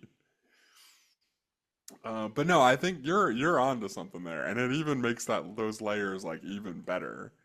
so like, I don't have any Um, basis in like if that's actually true or not, but like that's just the way it read to me. And I choose to believe that because what I would say I think is it gives a lot of punch. it fits all the themes we were just talking about. Because like Exactly. if Aunt May is questioning him in the middle, the same way we're questioning him, and the same way he's questioning him himself, you know. And then Aunt May comes to the conclusion, like, no, but like really you need to do this. Like that carries weight, man. That fits the theme we're talking about. Absolutely. Um, One of the things that I don't know that many other directors could ever be as good as Sam Raimi directing a superhero movie. Did he have to go that hard in Doc Ock's Awakening when they try to saw off the metal arms and they come to life and brutally murder every doctor Oh, he in that absolutely hospital? did. Yeah, Yes, he like absolutely did. Like that has to be one of the hardest and sickest scenes I've ever seen in a superhero movie. Like Pretty amazing, yeah. And I mean, we've been talking a lot about story, so yeah, we should dive into some of these action beats. Because, yeah, like, I think he does need to do that. Because even if the reason he's becoming more violent is because of, like, a crazy AI octopus arms, like, situation, which, again, doesn't really make a lot of sense to me, um, you need to, like, he needs to punch the audience in the face with the difference between the guy who is just having coffee with Peter and like philosophizing about life and is like very clearly like put together and would never do any of the things that Doc Ock is about to do. Like he needs to show you that this guy is entirely different because of the thing that just happened, that, and that's that like the best way to do it. yeah, that what just happened is irrevocably changed this man and Right, right. these robot arms by extension. Right. And that's why the robot arms are such a cop out because like I feel like there's enough there for just the person to break and like make all these crazy decisions. And like for some reason the movie's like, but it's not him. It's the AI robot arms. I mean, Like come we have on. What else? What are you because gonna like do? because like if you didn't have the inhibitor chip angle and like it's literally just like him controlling the arms the entire time, and you have it that him not only losing his life's work but losing the love of his life drives him to this. Yeah, I that's track enough, isn't yeah, it? I track all that. And even Isn't still at that the enough? I end, mean, what more does he need to lose? Like, why does and the AI need to corrupt him? and it doesn't change anything at the end either when Spider-Man's finally Peter Parker is finally able to get through to him. Like that just hits harder because now it's No, not like he's right. overcoming robot arms. It's just he's It's right. It's regaining not his like he was just humanity. like, oh my God, one of these robot arms done. Yeah. Like, it's Yeah. like, Like, it's, although I do love the scene at the end when like he's trying to regain his sanity and the arms are like, no, dude, no. And he's like, listen to me. yeah, I'm back in control. AI And the robot. arms are like, all right, this guy means business. Like, all right, we got you, bro. Yeah, it's like I really wish I knew why they did it that way because it really does like it seems like it makes a lot more sense and there's a lot more like emotion behind this if he's just a person making these decisions this whole time, you know? Then it just Up being to and like, including like you said at the end when he decides like, "Oh man, what have I been doing?" you know? and it hits also harder where he's like, I won't die a monster because it's a monster of his own doing and not just, hey, these robot arms are now in control of my brain. And they're like, dude, let's just go rob and steal shit. Like the other big notable action scene, probably the biggest set piece in the movie, is the train sequence, where they fight on the train and then he's got to stop the train from falling off. Hilarious watching this living in New York where there is no train like that in New York. Right. No, I But think in parts of Queens there's trains that run like up top, right? there are, but like the way in which this one runs through is Very suspect, yeah. very suspect. Yeah, very suspect. Even more suspect when you know that they filmed it in Chicago, Yeah, right. Like it's very just obviously the L. which is very funny.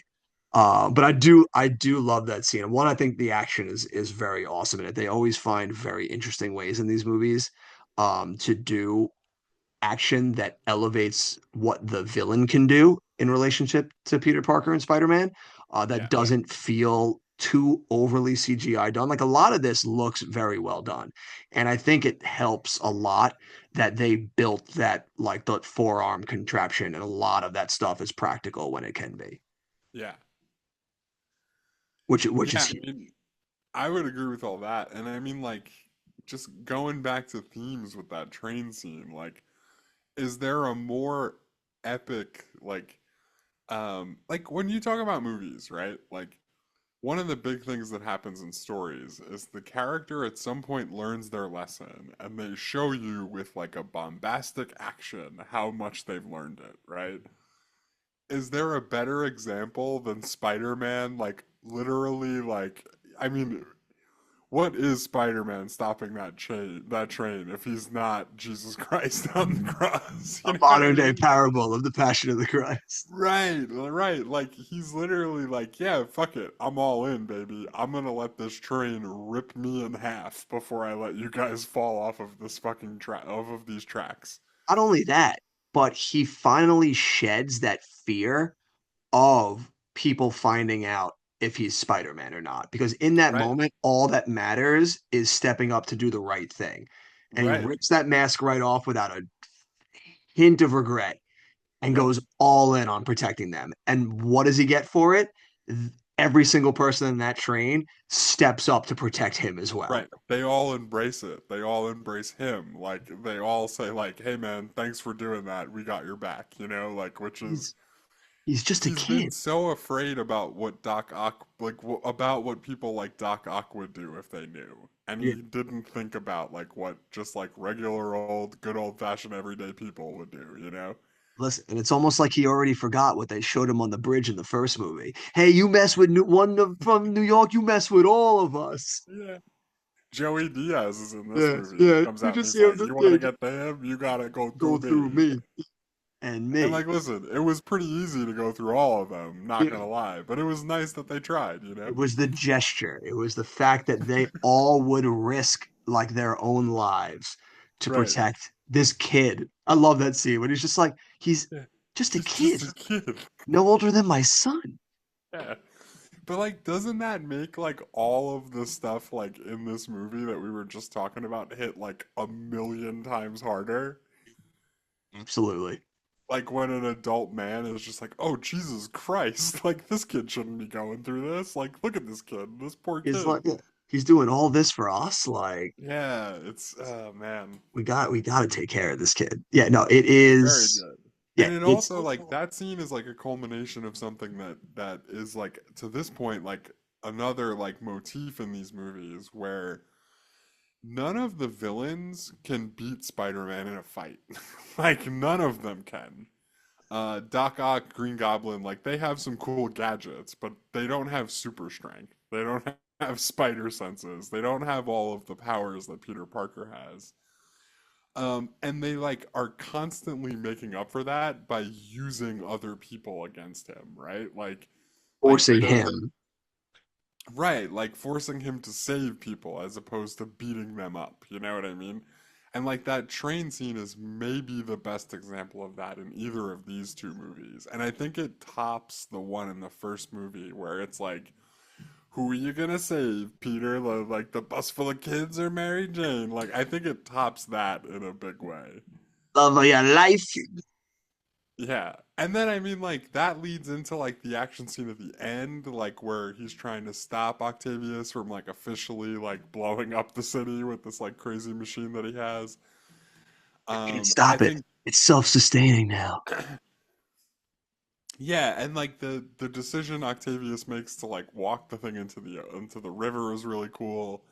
I love the scene when he's like holding up that thing and Mary Jane finally realizes that he's Spider-Man and he's kind of like, "Listen, this thing's like really heavy. Like we gotta like do something here." I love that shot too, where it like shows her turn around and it's like a like a nice medium shot, like slowly zooming in on her, and then it cuts to him. Wait, what are Yeah, you saying? Are you gonna what? get a little creepy here? What are you You're gonna doing? get no, and then I'm saying, and then it cuts to him, and it does like the same thing, and it's like this big, huge moment of the two of them finally on the same wavelength, Right, which right. is And they like, don't even need to say a word. Like yeah, they've been talking to each other all movie and it's been like discombobulated. yeah, And in this moment, like it all just makes sense without them needing to it's say all anything.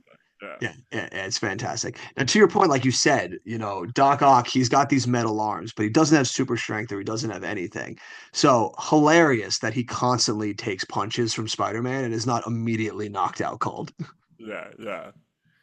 I mean, you're not wrong.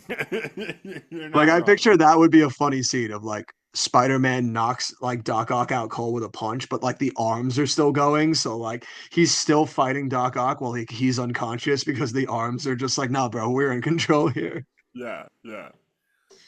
Just like so absurd. Now, also, do you think there's at any point in this that Doc Ock knows that Peter Parker is Spider-Man on some level? I don't Because think he does. then it's absolutely insane to me that when Harry is like, I'll give you all the tritium you want if you kill Spider-Man. And the way you get bring Spider-Man to me, Peter Parker takes pictures for him. Like, just go ask Peter. And his way of asking Peter is to throw a fucking taxi at him. Yeah, well, he's already insane at this point, I think. Like, by the time he's throwing the taxi through the window, he's already lost his mind. But that, to his point, then it's just like, how are you gonna get Spider-Man if you fucking murder Peter Parker, right? Well, he didn't murder him, though. He didn't hit him with the thing. But he didn't know that he's not gonna hit him. Like, how would he have the foresight to Yeah, be like, that's fair. Like, Peter the Parker's gonna Peter's, like, duck this spider taxi, sense, right? like, got him out of it. And also, like, I still don't think he knew, Peter's though, back. because when he finds out at a certain point, and he's, like, Finds out at the end. surprised in the Yeah. movie, like, when he No, finds no, out, he's like, whoa. no. I also don't think he knows at that point that he throws it to him. I like it's just insane that his answer is like, I'll just throw a fucking taxi at him. We'll see what happens. Yeah, what could go wrong? Yeah, I mean, you're not wrong. So it's like Doc Ock Um, makes a lot of out of pocket choices in this movie, and it's Yeah, well, always it's the not better him though. for it. It's the AI robot It's the it's arms the that are ro- like it's the robot the arms, robot bro. arms don't know their own strength. They were For like, let's whatever. throw a taxi at him. Let's see what happens. They didn't go through that like in their AI learning. You Yeah. know, like Otto what was like, happens when you throw a taxi at people. listen, we're going, we'll intimidate him a little bit. The arms were like, I got you, bro. They're like, So all right, we got that. Well, we know exactly what to do. they just launched the taxi at him, and they're just like, no, that's not what I meant, man. Um, yeah, but no, I don't think he knows, and I don't think Harry knows, which gets me to like my one big negative about this movie. And in all the episodes we've done, you know this is a pretty big negative for me, right? Harry, like I mentioned, kind of adds some layers to the theme that we were talking about, but in the middle to the end of this movie, Harry as a character goes off of a fucking cliff, man. And he hits this point where we're trying to set up a sequel rather than make a movie, right? Like everything with Harry Osborn and the end of this movie is like offensive to me as a viewer of this movie. And I think that this movie is a pretty easy 5-star movie if you lean Harry Osborn into what this movie's actually about, as opposed to saying like, well, listen, we know we got to make a Spider-Man 3, right? Like, like, Okay. So you're saying like in the whole middle here, as he starts to devolve more and more into his singular focus of getting Spider-Man, you feel doesn't add to the layer of this movie and feels more like it's just setting up for the sequel.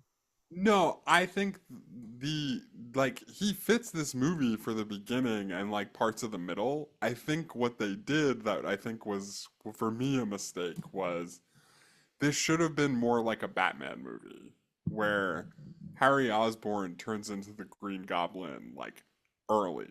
You know what I mean? Like, and maybe him and Octavius like have some crossover, have some like three-way battles with Spider-Man or something like that. I think that what they're doing is they're kind of like holding back because they know that they want him to be the villain of the third one. And I think Oh, that he can fit this even better and his story can even end by the end of this movie where he also makes a decision cuz he does like tell Peter like listen like all right here's where Octavius is going to be like go get him buddy you know what I mean by the end of the movie um but like he's still kind of like but I'm still gonna get you you know what I mean like I hate it like I hate like it feels like they didn't go quite all in because they knew they wanted like to make this like a 3 movie thing between him and Harry and I hate it like I don't think it works as well. gotcha. Okay, I can see your reasoning for that. I could see where that would track. For me, it doesn't bother me at all that Harry is a slow burn in this one. Because I do think that it would be too easy to just immediately send him into full-blown evil territory and find the Green Goblin thing and immediately be like, I'm going to like hunt down and murder Spider-Man my own way now. I like that they take a slow draw approach to Harry, at least that with each moment in this movie is chipping away at what ever chance that he had of getting over this as possible. And with every action that Peter takes in neglecting his friendship with Harry Osborn is driving him further and further to that moment where at the end he'll sacrifice Peter to Otto just to get Spider-Man. Yeah, which I mean, like, yeah, I totally get what you're So saying. I don't think he needs to be Green Goblin. I get what you're saying though, that by the end of it, it does feel like it's just set up for the third one, especially in the sense that he finds the whole Green Goblin thing at the end here. So I don't know if maybe that's a scenario where like you save that for the beginning of the next movie instead of tacking it on to the end of this movie. Because I think Yeah, a better ending for this one where we don't even see Harry again is just the fact that after he unmasks Spider-Man and he sees that it's his best friend, and now he has to grapple with the idea that his best friend killed his dad becomes too much for him, and he just flees into the night because much like Aunt May, he needs to process this, except he's going to process this in the completely wrong way. And then in the third movie, when we first link back up with wherever Harry is at this point, he is like does whatever that leads him to find the Green Goblin stuff and the more seedy aspects of Oscorp, and he embraces that. It's like yeah. See, like, I can see that. the way it struck me was like maybe the beginning was the wrong way to say it, but like after he has like the ultimate failure, the same way that Doc Ock does when their like whole experiment goes awry, right? Um, I don't know that much else interesting happens to Harry in this movie. Like I don't know that like he's kind of just like window dressing for like most of it after that. And like I think that that's a big enough blow to both of them for him to be like, fuck, I really blew it. And if this movie is like I think the movie needs to be longer if you do it this way. I think it probably needs to be like a half hour longer. It would have to be because then Um at that point now you're juggling two villains and setting all that up because at that point now you have to build up him finding because it's not like he's just going to find the glider and like immediately delve into that. He has to go through that whole process. And I wonder if that would feel because like for me, I don't even like in the third one him becoming the Green Goblin at all. yeah, but it's So like because he's like trying to carry like he's trying to it's because similarly in the third one he feels like window dressing for Sandman and Venom, and we'll get to that when we talk about that movie. when we get to that movie, we don't want to go But too far like ahead, but I think that the maybe the way I would put it is the way that they do it is they try to make him like this overarching villain across three movies, and I don't know that it particularly works in the second one or the third one in a great way. I think Uh, it I would think that work. if you You're gone. I think that you could start and finish his villain arc in this movie if it was just a little bit longer and in a way that still fits like into the layers and the themes that we're talking about. And still ultimately ends with him doing the same thing that Doc Ock does, which is he decides like, "Oh yeah, what the fuck was I thinking? Go get him." Like the same thing he does at the end of this movie.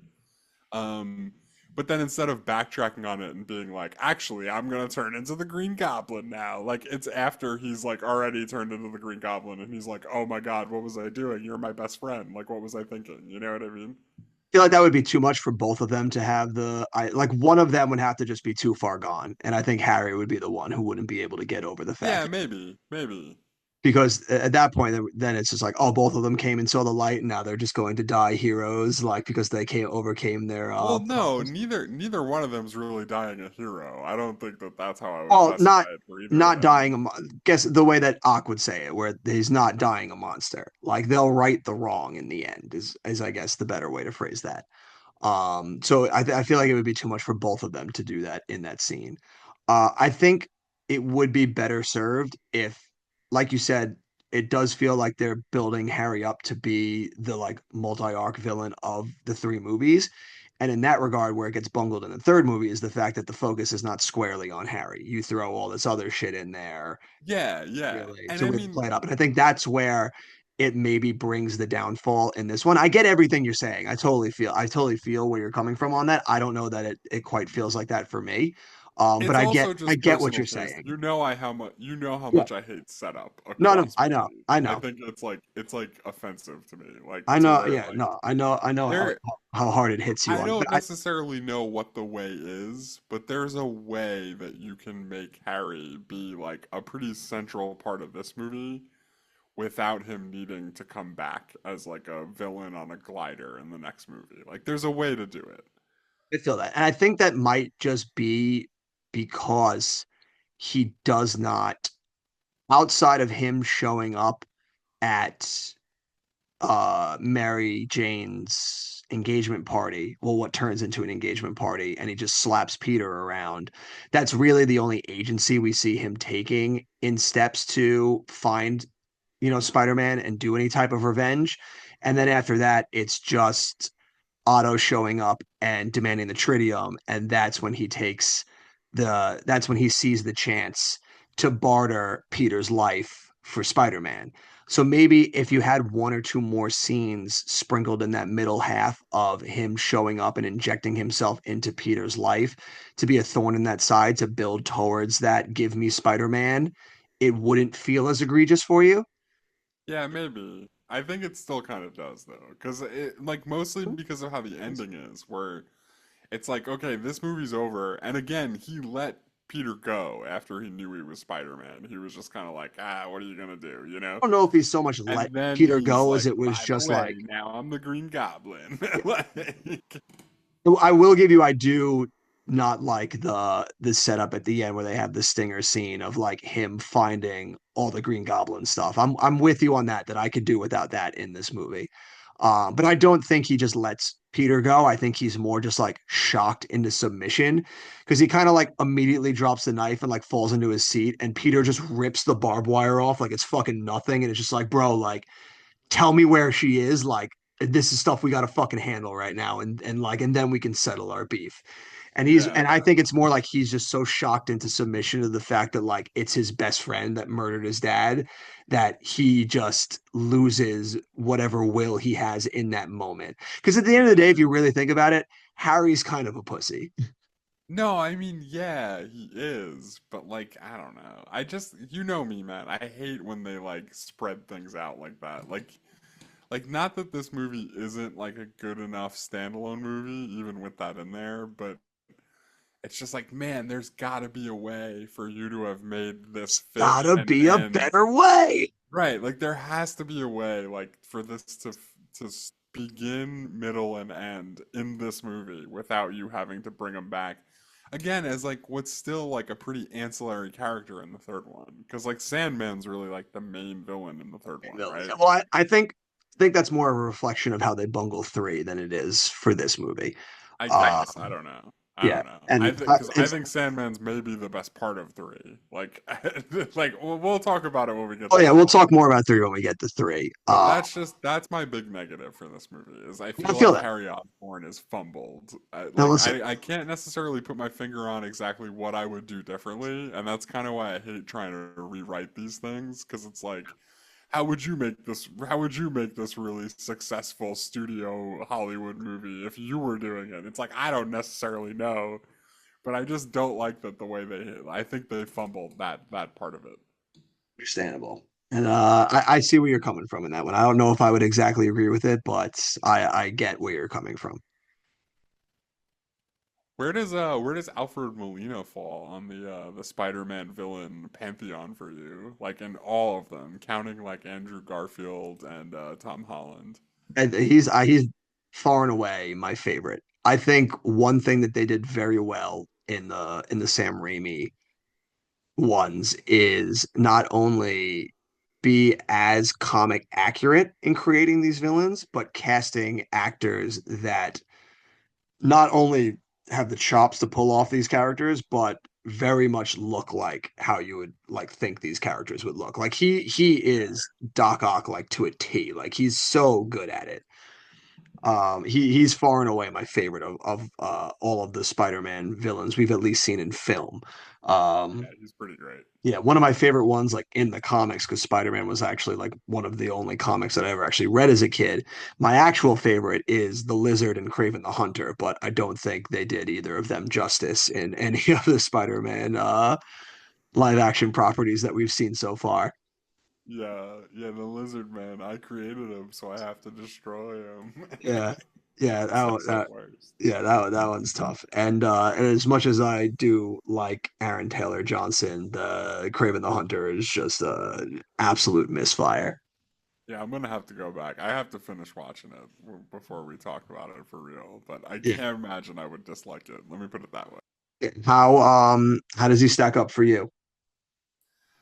I would say he's up there. He definitely wins the Tobey Maguire ones. Um, he definitely wins the Andrew Garfield ones. And Yeah. the only guy I might say is close is Michael Keaton.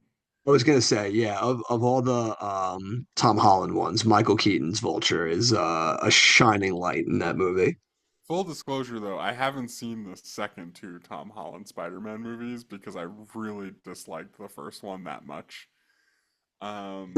But I think Michael Keaton was pretty great in the first I one. mean, Like I thought that that was the most interesting part of it was like the dynamic between him and Tom Holland in it. to be fair, in the third one, you've seen all the villains already because it's just all the Tobey Maguire Spider-Man villains really that he faces.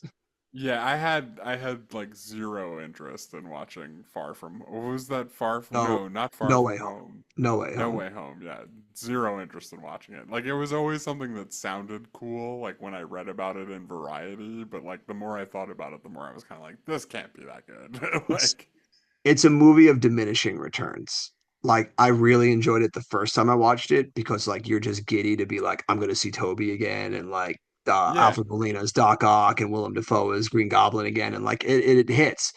And then every time you rewatch it, the luster kind of wears off.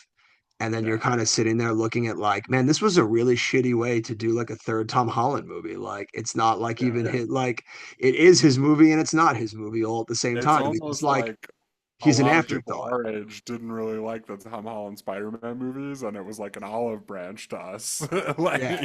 like a Yeah. very transparent olive branch to us. It was a way for them to do the multiverse shenanigans that they've been doing post Endgame, and then also a way to just nostalgia bait all the millennials that grew up on Toby. Yeah, but yeah, that's a really about all I have. Do you have anything else? No, there. I think we touched upon pretty much all of the big, heavy moments that I love about this movie, and so I'm ready to move on to whatever you got for us next. Yeah, I mean, we can talk a little bit about awards. I'm sure this movie was a big favorite at the MTV Movie Awards. So there's a couple of things we'll get into. We'll start with the Oscars because it does get some Academy Awards love. Oh, all right, there we go. It's the 2005 Oscars. Okay, It's gonna get two nominations here. okay, Best Achievement in Sound Mixing and Best Achievement in Sound Editing. that's fair. No visual effects. Interesting. Well, no, so those are the two nominations. It's going to be the winner of the Best Achievement in Visual Effects. Gotcha. So wouldn't So that be? this movie wins an Academy Award, Gotcha. which is pretty cool, I would say. So that's an Academy Award winning movie right there. Yeah, absolutely. That is what that means. Yeah, you got it. Look at me. Look And at we me go. can we can take a quick look and see what else was around here for visual effects. It's gonna beat out. There's only two other movies nominated: Harry Potter, Prisoner of Azkaban, and I, Robot, which we talked about. Oh We boy. watched both of these recently, but Spider-Man 2 is gonna take the win for Best Achievement in Visual Effects. That's right. Let's go. And then I mean, like, it's nominated for a couple of BAFTAs, which is like the British version of the Oscars. I'm pretty sure it's It's nominated wild. again for Best Sound and then Best Visual Effects. No wins there. It is gonna have some of the sillier ones, but like, I don't know, nothing really worth like. Really worth mentioning. I mean, like, Alfred Molina gets nominated for Best Villain. The subway battle gets nominated for Best Action Sequence, and then Tobey Oh yeah, Maguire gets nominated for Best Hero at the MTV Movie Awards. It doesn't actually win anything, and none of that seems really worth diving into. that's right. Give it the big stuff. It is going to win a Teen Choice Award, the Choice Movie of the Summer, which I would imagine is like the Teen Choice Awards version of the Best Picture. Yeah. I mean, it definitely is the movie of the summer. That's for damn sure. Yeah, I would say so. I'd say that's a pretty easy one. And it's like something amazing about how the Teen Choice Awards really gets to the heart of movies more than the Oscars do. It might be Yeah, something worth it might be something worth the Oscars might need to investigate. they understand what the people want. Yeah. And then I mean that's really it for awards worth mentioning. I'm gonna take a quick look here and see. I mean, like, I know, like, at some point, superhero movies are gonna become, like, kind of a staple of this whole thing because there's gonna be just so many of them, right? Yeah. I'm gonna try and see if I can get through a list here and, like, focus on, like, early 2000s ones. Actually, you know what? I'm not gonna do it because I have a feeling that most of the early 2000s ones we're gonna have seen, right? I would imagine so. So it'd probably be all stuff that we're eventually going to go through. So let's hold off on that for a little bit. I think I'm good. I think I'm good on IMDb. All right, yeah, I think we've waxed poetic long enough on here. I think we're good enough to turn our attention then to our star ratings. I'm Roger Ebert. Been a scene from the best film of the decade. This is a great film. Goddamn right, Raj. All right, Jim, you think me and Raj, you think Raj and us are back in tandem? What do you think Raj was feeling on this? I can't imagine he didn't like this movie. He's gotta like it. Let's hear it. Give your thought. What do you think he gave it? I think he gave it a 3.5. Ooh, damn, Roger Ebert went for top billing, a perfect 4 out of 4, Damn. calling it the best superhero movie since the modern genre was launched with Superman.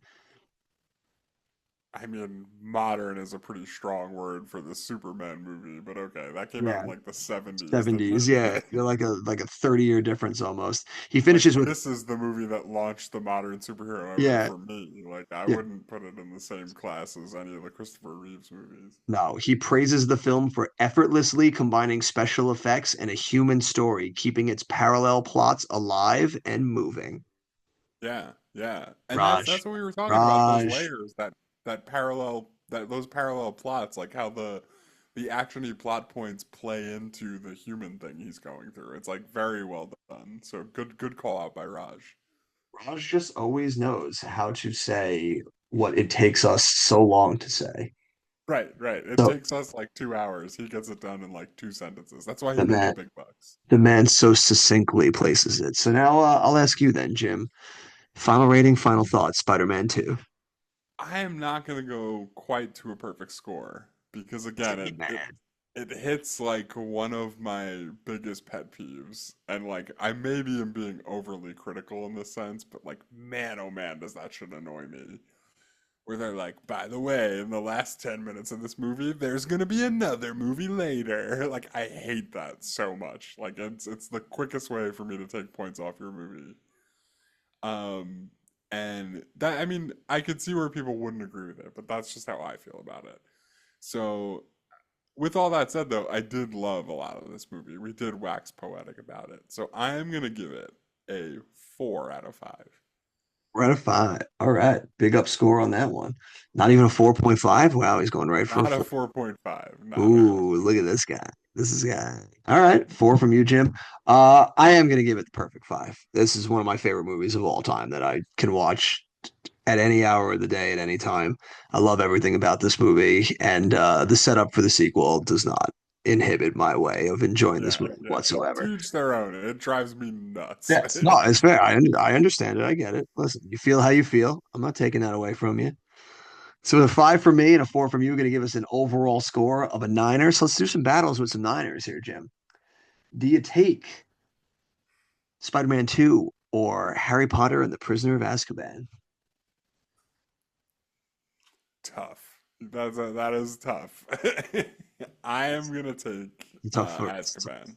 tough first battle. I figured you would be because you gave that one a five, and I know. I feel almost this like was obligated to take Azkaban, even though it's pretty close in my head. well. I'll be taking Spider-Man 2 in that regard. Okay. So that's where our babies are going to be saddling up against each other. But we'll go through the rest of the nines here and see how we feel in the rest of these ones. Do we take in the next round Spider-Man 2 or The Terminal? Dang, I'm taking the terminal. Well, I mean, you'd have to. You gave that one a five. I know, I know. You'd have to be on point on that one. I would take Spider-Man 2 over The Terminal, but Yeah. that one much closer for me than Prisoner of Azkaban would have been. Now we fight off against the classics here. Do you take Spider-Man 2, Jim, or do you take Spider-Man? Spider-Man too. Yeah, I would take Spider-Man 2, obviously. And then the last one, I already know the answer here, but we'll give it out anyway. Do you take Spider-Man or do you take Harry Potter and the Sorcerer's Stone? Sorcerer's Stone. I knew you would. I would take Spider-Man 2 there. But all right, so Spider-Man 2 going to link in with Harry Potter and the Prisoner of Azkaban in the number 11 spot, just outside the top 10, right behind the Terminal, but ahead of Chicago's 8.5. And that's a solid little spot for it. I can dig it on there.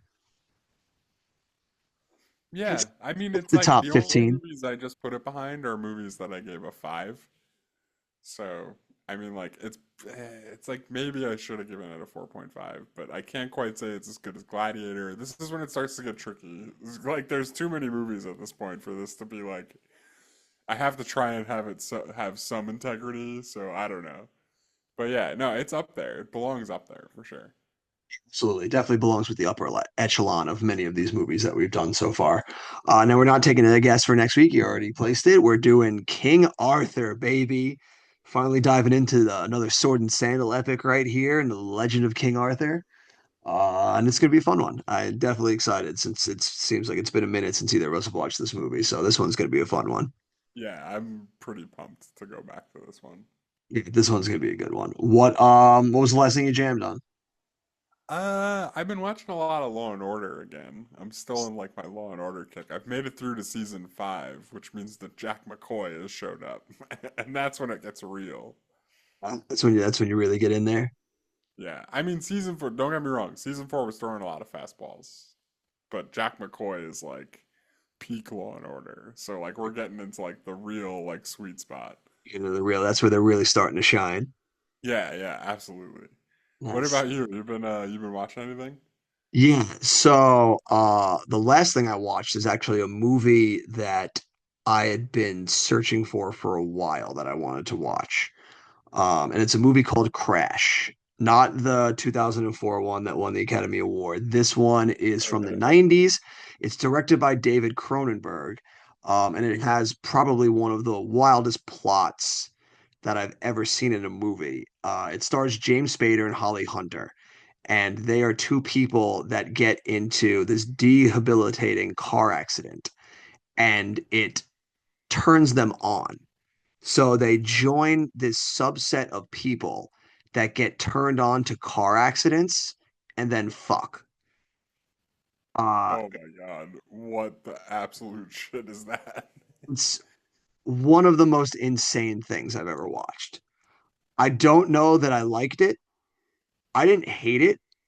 It It's was it was very I don't think I could ever watch it again. I give it well like mad respect and props for being like an out there just gonzo type of movie, but it's not always like a great case to be made for a movie as well. yeah, I mean like this like just at face value, this seems like the kind of movie where the premise like the way you just described it to me sounds like there's interesting people in it, but then I'm like, okay, so they get turned on by car crashes and now what? You know what I mean? And I feel like the now Exactly. what is kind of like I don't necessarily know what it is. Like it seems like it's kind of lacking. Movie is basically they introduce like a group of I think it's like five or six different people that are in this subset group that get turned on by this. And the whole movie is just each one of those people taking turns having sex with each other in different car accidents. Like And they like have to that's be in the car accident. that's the whole movie. Or it's like they drive past car accidents. They just like it's just this weird erotic sense of them getting turned on by this thing that happens. And so there's no real plot. It's literally just Right, like like there's no like beginning, middle, and end. It's just like, yeah, aren't these people weird? yeah. Question mark. It's just different moments of these people fucking and James Spader like bringing his wife into the mix because it's the only way he can get off now. And it's just it's bizarre. It's such a bizarre movie. It might be. Um, I think I'm gonna go watch it, but I'm probably not gonna like it. it's definitely a movie that like absolutely should be seen. And again, I respect them for like just doing a fucking wild out there concept and finding a studio to let them make this type of movie. Yeah, I mean, I'm a James Spader. It sounds like it was brought like late '80s, like early '90s. Yeah, I think it's the mid 90s, if I'm not, yeah, 1996 it's from. Dude, it's Uh, got to be so good. yeah, and '96, it the mid and it '90s were like the greatest for movies. it has a big cult following, and it's definitely like the spectacle is there. Like it's very well made, like acting top notch because you got great actors in it. It's just like it's just so fucking bizarre at the same time. Like You've definitely said enough to where I feel like I gotta go watch it. You've it, definitely hooked me. it's definitely a movie that like you have to see just to be like, Jesus Christ, man, this movie is insane. like Sounds like it. like it's one of the craziest. Like it shows in the beginning one of the most viscerally shot car accidents that I've ever seen in my life. And like and then James Spader and Holly Hunter are like the two opposite people in the car that like ran into each other and he looks at her and she just like shows her tits to him like in the middle of this like violent car accident like Dude, no way, no shot. That's so it's silly. it's insane. What it's one of the craziest things I've ever watched. So definitely check that out. And to all you people out there, also definitely check that movie out. And all these movies we talk about, form your own opinions for yourselves. And make sure you tune back in with us next week when we dive into Clive Owen's vehicle, King Arthur. And as always, we'll see you at the movies.